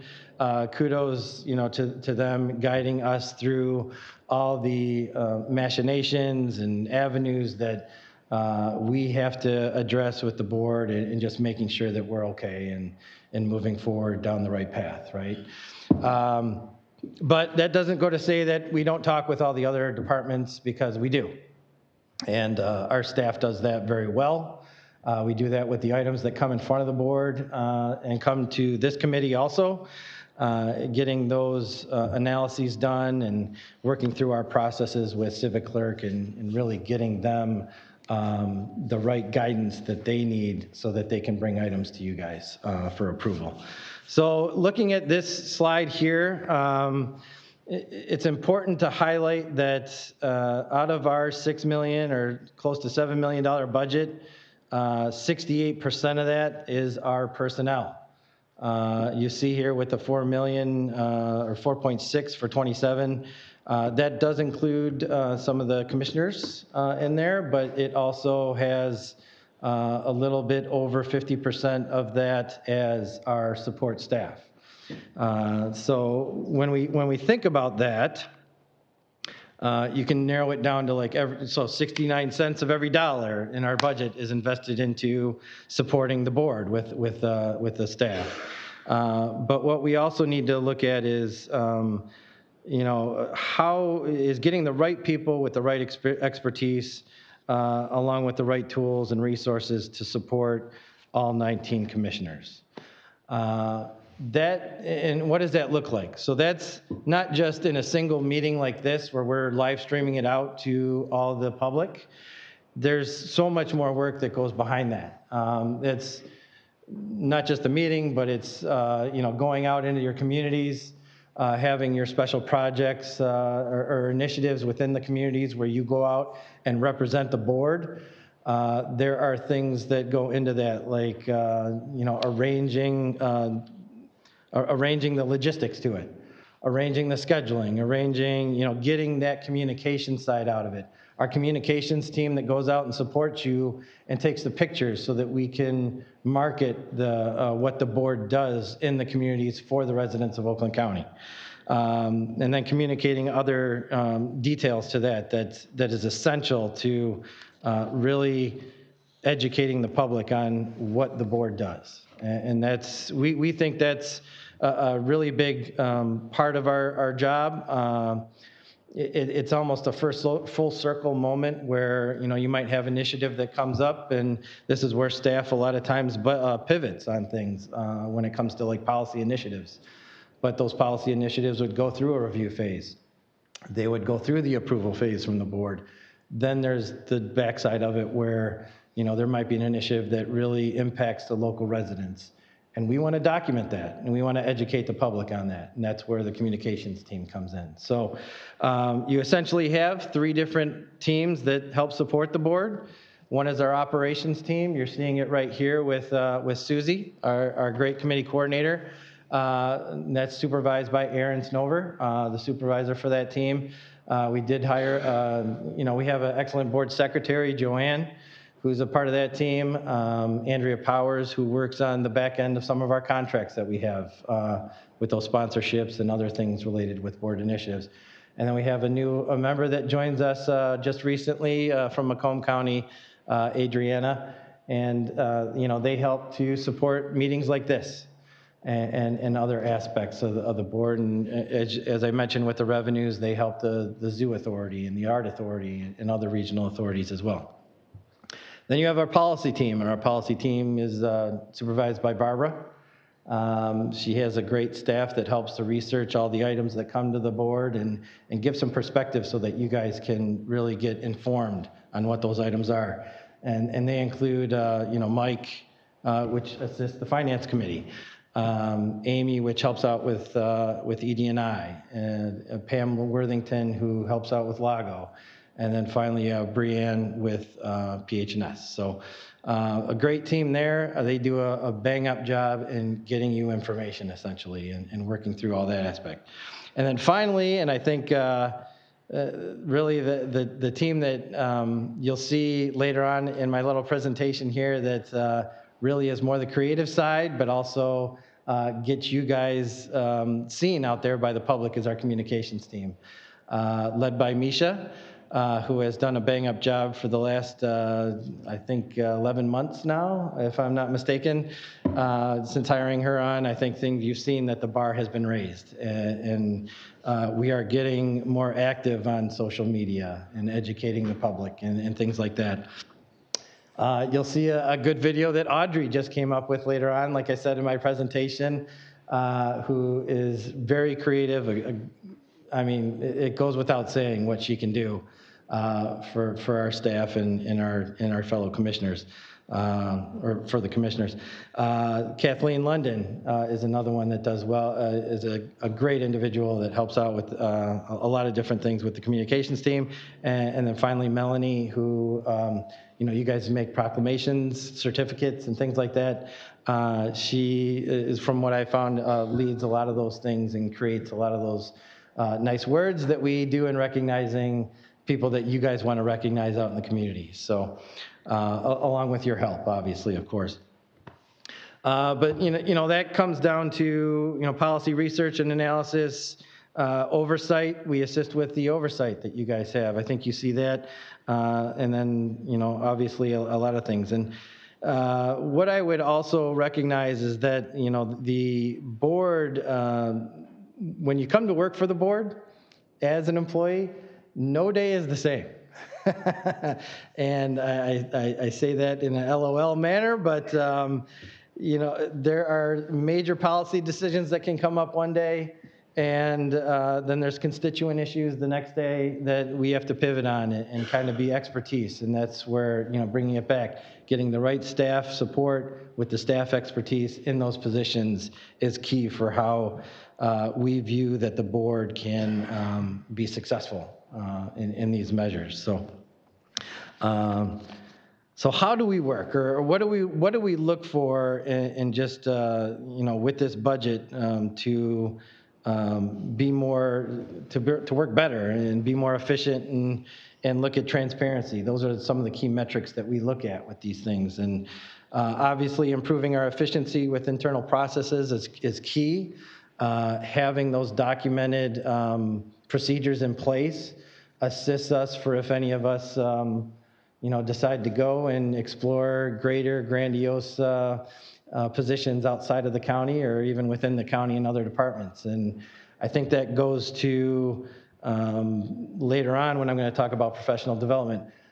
I would welcome that within our staff. Like, I want them to grow as they come on, and it's not just sit here for 30 years and do the same thing. Like, let's get you, you know, working towards something that you want to work towards, and looking at the efficiencies of our internal process help to do that. Another thing that goes without saying, especially in the current climate that we are in, is the transparency aspect of the board. And I would argue that not just with my leadership, but with prior leaderships as well, is that Oakland County is probably one of the most transparent counties out there. And I am safe to say, and will back it up, that I have the backup to prove that. I think if you look at our website and you look at the things that we have implemented, educating the public on how to access the information and what to truly look for is where we're going to try to do better. But the information is there. It's just knowing what to put in so that you can get what you're looking for out of our system. So that's where I would argue that, because I'm sure there's distractors out there, that Oakland County is not transparent, but I would argue otherwise. Last thing, it's our staff capacity and our expertise, and this gets back to our professional development. I'm a big proponent of that, and I think, again, you'll see with what we're going to show you in a little bit is that our staff has taken that to heart and has really gone out and searched for things to make them a better professional. And it only helps the commissioners in the end, I think, as well. So that's another kind of, I guess, KPI that we look to. So not only are, you know, the behind-the-scenes support, but it's also assisting the commissioners, or the behind-the-scenes support here at the board and the board offices, but it's also within your communities. As you're going out and going to these events and being the initiatives, you know, we have the support staff there to help you as well. And I think I mentioned it before of, you know, what do you need for coordinating, preparing, and communicating that to the residents of Oakland County. And I think we have the staff here that does that stuff and does it well. Measuring our progress, I heard that's a theme, like how do we measure our KPIs? I think from what you'll see is that there are upticks in the amount of business that's coming to the board, which means that's directly related to the amount of analysis that we provide. There's upticks in the amount of community-led initiatives that the board is undertaking, which then goes back to the communications team and how they're assisting with that. These are all just things that are going. I don't have the percentages like Corp Council has, but we know that it's there, and I think that we actually have some figures within our presentation that, you know, will hit home. So. In all, what this budget also relays is that we are strong stewards of the county's taxpayer resources with a $6 million budget, if I'm not mistaken. Yeah, $6.7 million budget, is that we are offering those services at arguably a discounted rate. And that, you know, with our staff, we are, you know, giving you top-notch support that also, you know, is recognized in the community, hopefully, with what we do. So it's not about the question of how many positions that we have. I think with this other slide, it's more about, you know, do we have, again, back to that first mention that I said is, do we have the right expertise, using the right processes and tools to effectively support the 19 commissioners, and I would argue that we do. So in all, the board staff in our budget, it's just an investment in good governance. And we support, again, you guys, but also work closely with the departments throughout the county to ensure that, you know, the residents get the things that they need. Without county government, you know, there's going to be lapses in services that are provided that that not everybody can get to, and that's where, you know, you guys come into play. So. With that being said, federal grants, the board doesn't get into the grant process. Again, we're more that oversight body, or you guys are more that oversight body. So we might have gotten one like a couple of years ago related to COVID, just to get the educational piece out there on, you know, how to do COVID and, you know, what all the safeguards are with that. But that has now come and gone, so we're back to just a general fund budget that we utilize.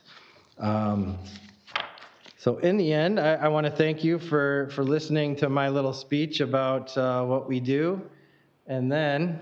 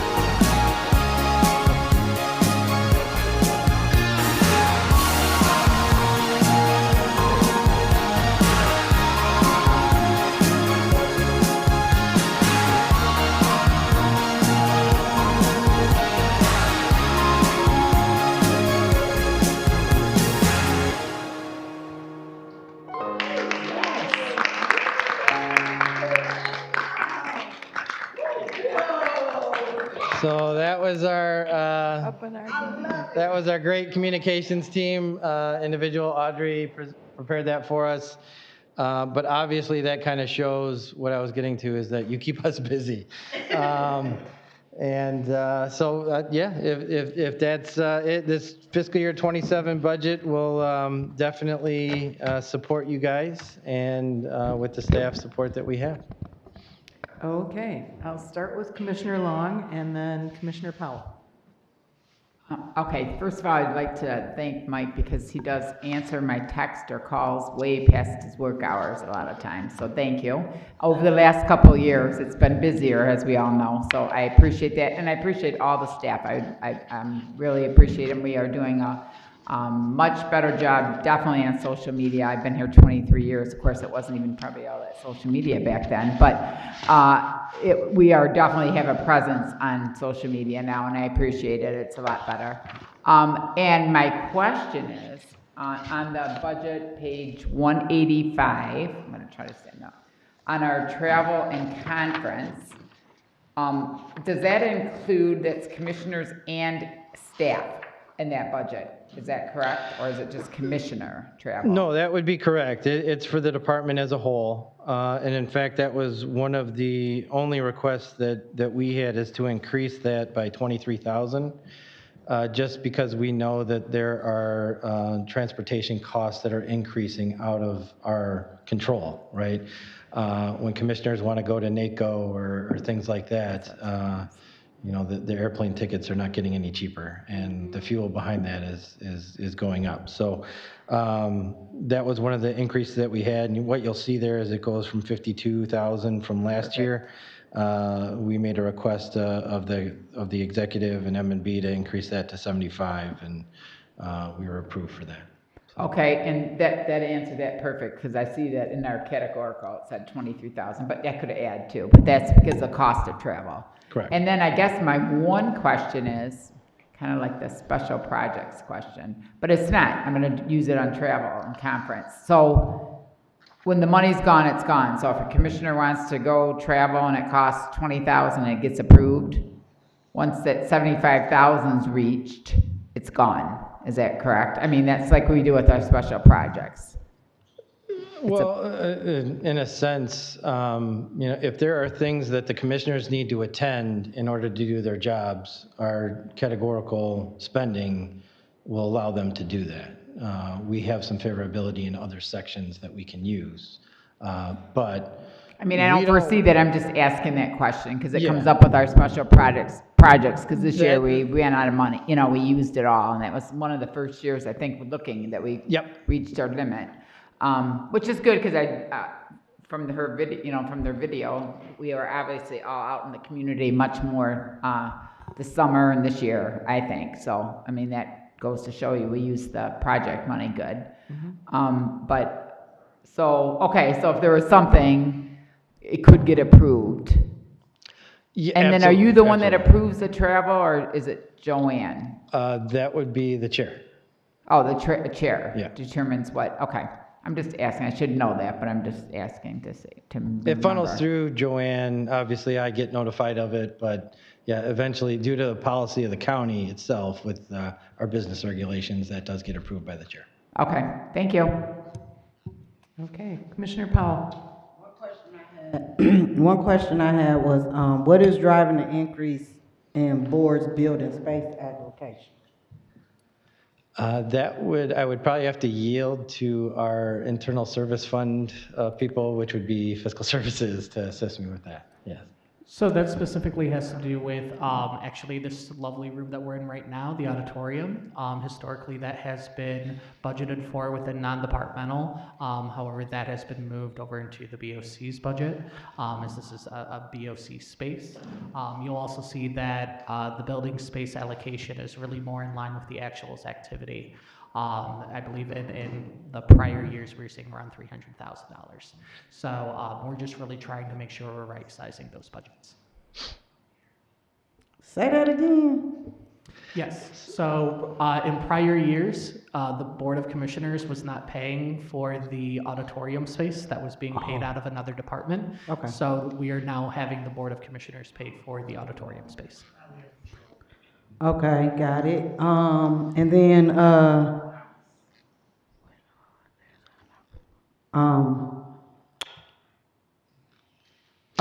sorry. So to expand on that though, some of the rates that, so they go through and I think on a yearly basis, they do a rate calculation, which then goes into the cost that it would be to maintain the space. And, that could come from, cleaning costs and things of that, or maintenance on the building itself. So. One addition I'll add, shout out to our friends from facilities. They now have this phenomenal new software that is used to identify and really carve out all of the spaces that has really helped to really inform the building space allocation to make sure that everybody's paying the appropriate portion of those spaces and that we're allocating the shared spaces appropriately in the case that they're multi-use. Okay, thank you. And then my next is more of a comment just to our staff. I just wanted to say thank you, especially just doing a great job, being there for us commissioners. I know at least for myself, because I got Pontiac. So if anything, I got a lot of requests all the time. Y'all always are there by my side, and y'all make me look damn good in my district, okay? So thank you. And I just want to give kudos to our communications entire team, because when the Board of Commissioners decided that we need to have a bigger visual social media platform, you all are doing it. And I have been, and my commissioners have been with me since I've been on here. No, I've been big in this space as far as like, no, we got to get more exposure in that social media space, and you all are doing it, so thank you. Thank you, Chair. Thank you. Commissioner Gershenson. Great report, Mike. It was good to be reminded we get 100,000 from transit. I had forgotten that and how important that is to get to use that money and to get that message out to the communities. And I'm delighted that we're getting 37,000 from the authorities that use our offices, because we've made a real effort to do actual charges in every single thing we do. All our contracts, we certainly have taken a lot of flack for that, but certainly that's an actual charge. And I'm glad to see we're getting compensated for that. Oh, she's talking to me. Let's see. Something I've mentioned to you before is I think, and I don't know how you feel about this, but it's great for us to know when staff is getting a special accommodation of some kind. And, sometimes I'll just hear about it accidentally. And we have an incredible staff, and I'm really proud of your leadership, Michael. I don't think you've ever said no to me. And you always try to find a way to do whatever we ask. The support I hope to everybody on the board, but I know to me in particular has just been incredible. And it's just been great to see how we've grown and how the focus is on encouraging our staff to move up. There was a time 15 years ago where there was no such thing. You stayed where you stayed, and that was just the way it is. But things have really changed, evolved, and I hope we have a happy staff. It's so important, but I know that I am so pleased with the response that I get. So thank you. No, thank you. Commissioner Taylor. Thank you. Again, I just want to say thank you to the staff. And to everybody. I mean, our entire staff has really been very, very warm and receptive to me. What I enjoy is that you go above and beyond to create a relationship with me, not just provide me information, but provide information that I can use. I can ask a question and you'll filter through my question and say, okay, I think this is what you're asking for.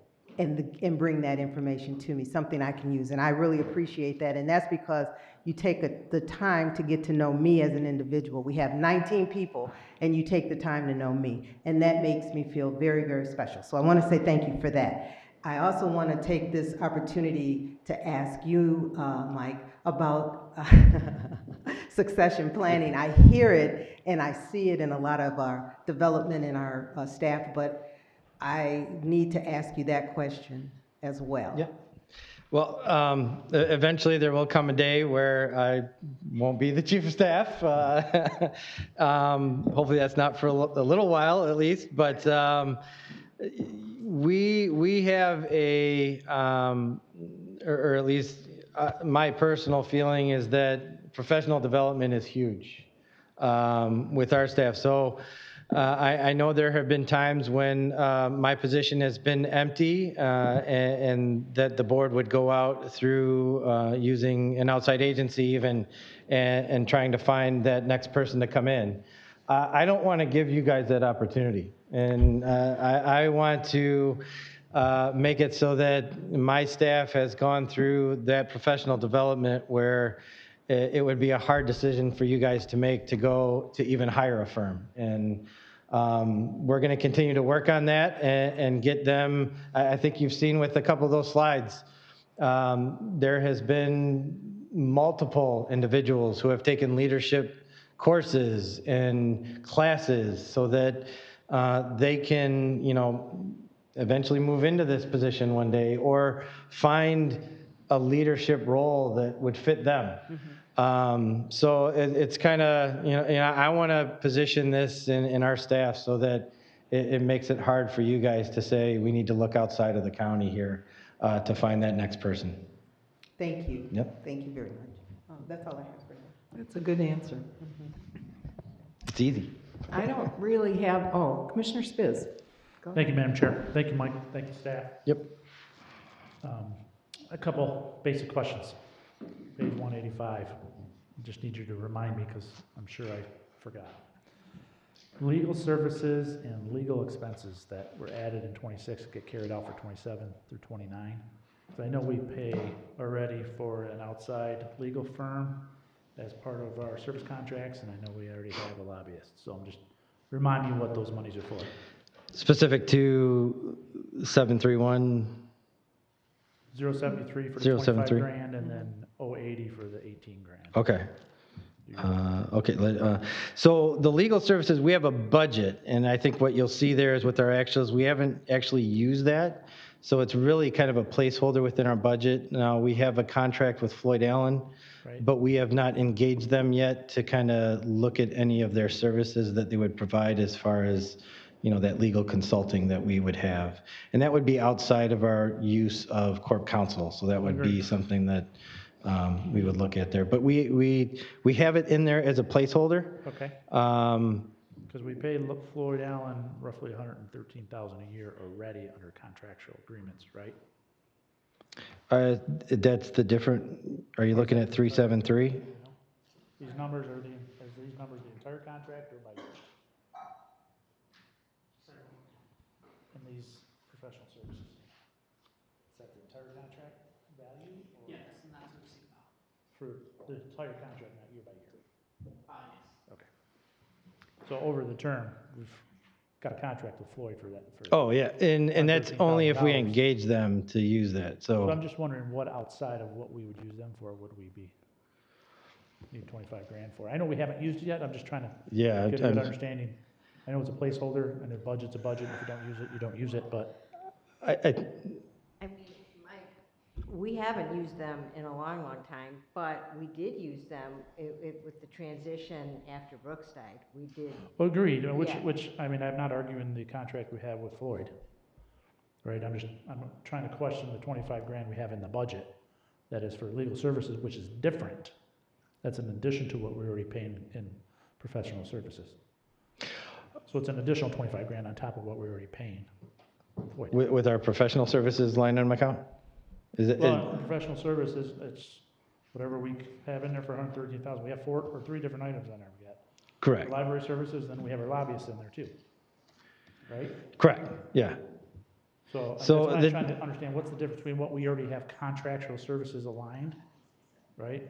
Which expire at the end of 27, and what we're including in our budget as these two line items. Because they're different, they're not the same things. Correct, yeah, well, and I think with those specific line items, when you look at professional services or contracted services and compare that to legal services, if I think I'm understanding your question correctly, is we also utilize those other 2 line items differently than just specifically for Floyd Allen. whereas the legal services are specific to getting the outside work of, the outside counsel work, should we ever engage them. So for instance, professional services, we would include in there, if you're looking at the 1.398 with the amended budget, that would include, setting up a performance audit contract, where we would then utilize, various other vendors to look at specific contracts that we have, just to get a deeper dive into those and review those more in depth by the board. Now, contracted services, we also utilize that. If I give you a little bit of detail into this, I think what you'll think there is that that's something that we use for the LVPI contract that we have with Rochester, where, we support their library services. If I think to get to your question correctly, we might have a contract with Floyd Allen that has a not to exceed amount. I don't know that we utilize them for any service specifically. Based on what's on here, we have not, because we still have the same invoice remaining as original. And that would require us to engage them, create a statement of work, and then to which point we would use that contract to bill and pay out of. Like for instance, I can give you a for instance. If we look at performance, professional services, performance audit has been kind of an ongoing initiative that just hasn't gotten lifted up yet, because we just haven't had time to actually, work through which contracts we want to dive into and get any kind of performance metrics on. However, what we would utilize that for, what we would do, the machinations behind that would be is create a statement of work, engage those vendors to then begin that process. I think we've done that with our equalization division, or at least MNB has taken lead on that, and we should be getting a report very soon. That would, I think, come out of our professional services, because we allocated those performance audit monies into that line item. So for instance, and this, again, it's kind of a long-winded answer. I hope it's getting to your question. We have engaged various vendors to begin a contract or to actually enter into a contract. But within that contract, we have told them, we're not ready yet. Mm-hmm. And when we are ready, we will, work with you on a statement of work, negotiate it through, and actually execute or work through actually fulfilling the contract then. But it's going to be based upon some of the metrics that we want to actually explore and review and things like that, and then get reports back from them on. So. Okay, maybe we can have more conversations outside of here, but yeah. If I'm understanding you correct, the 3 line items for professional services on page 474 don't necessarily align with what's in the budget, if I'm understanding you correctly. From 474?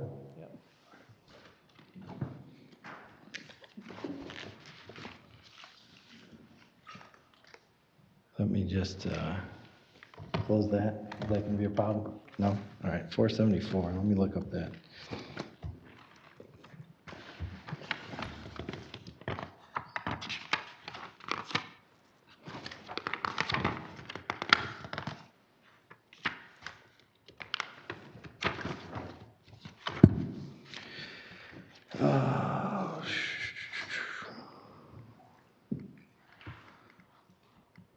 So 519 to 5, okay.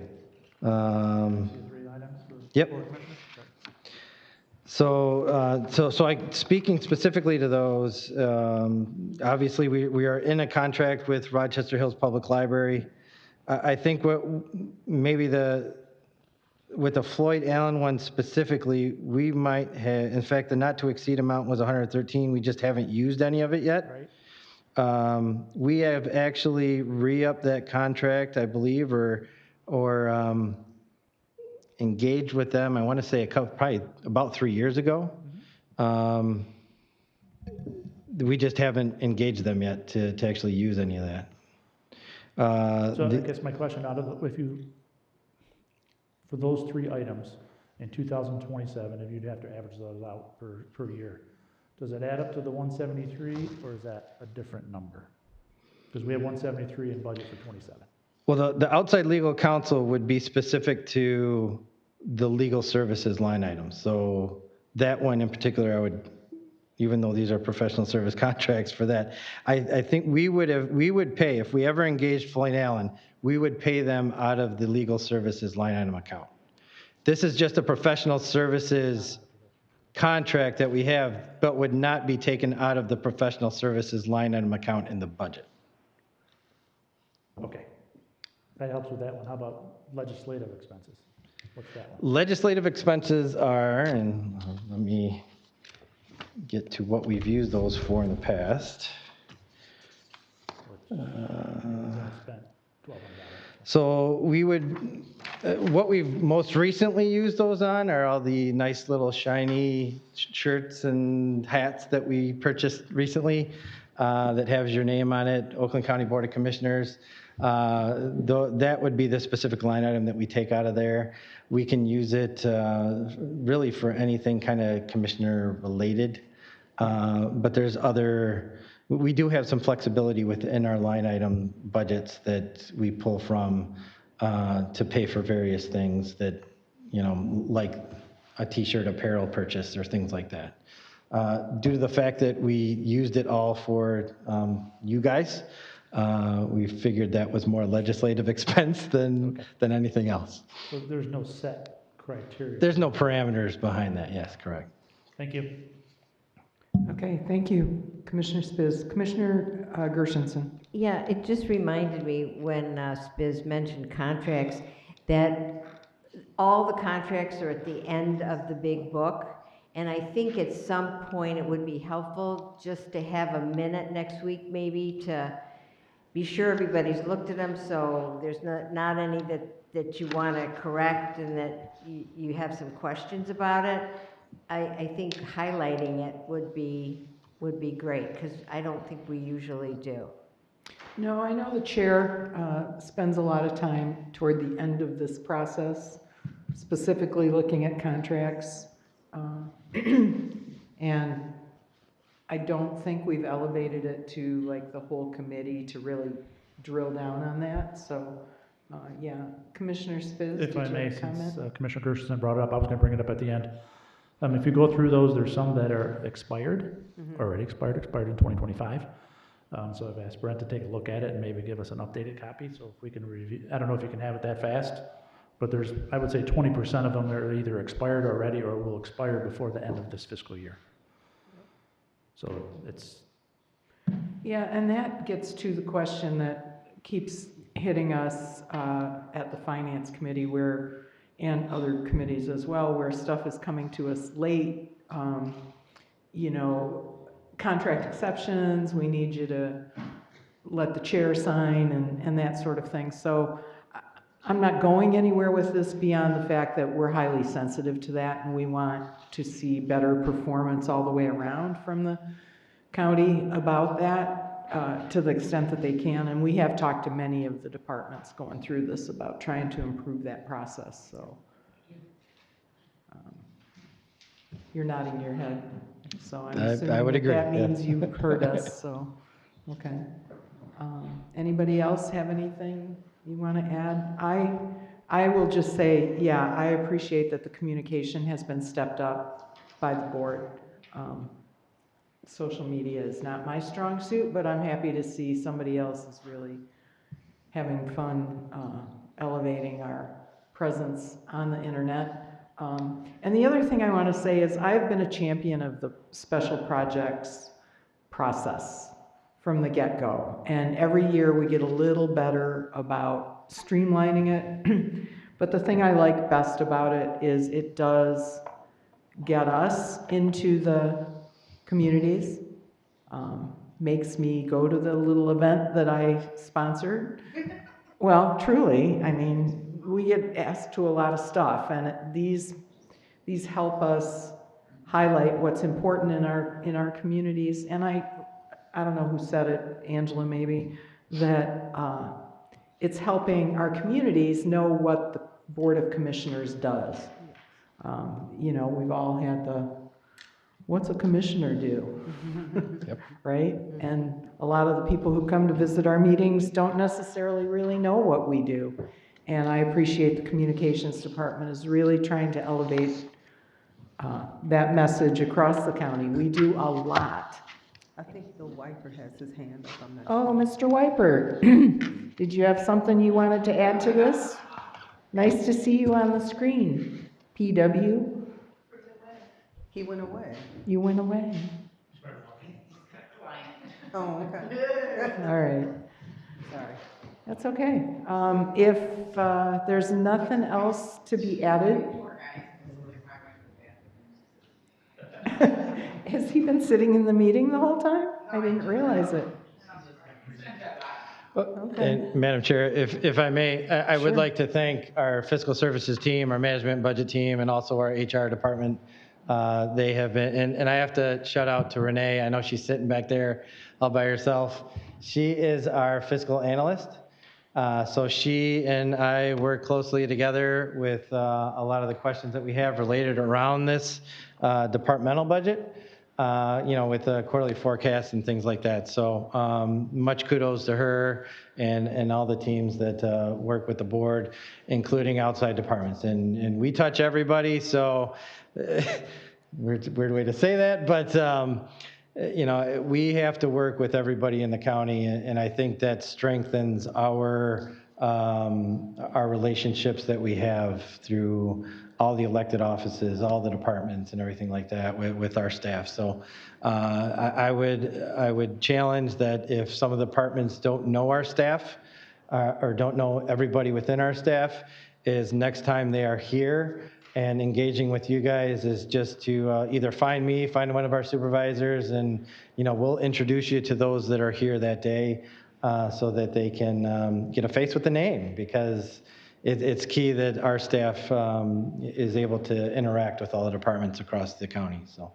and I see Barbara's out there right now, and I want to, you know, call her out because she makes a lot of phone calls. So, yeah. So that's my final thing. Is It's funny, she did the Homer Simpson into the bushes.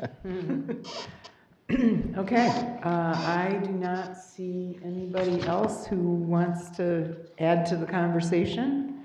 And so now we have, go back, we have a public comment, I believe.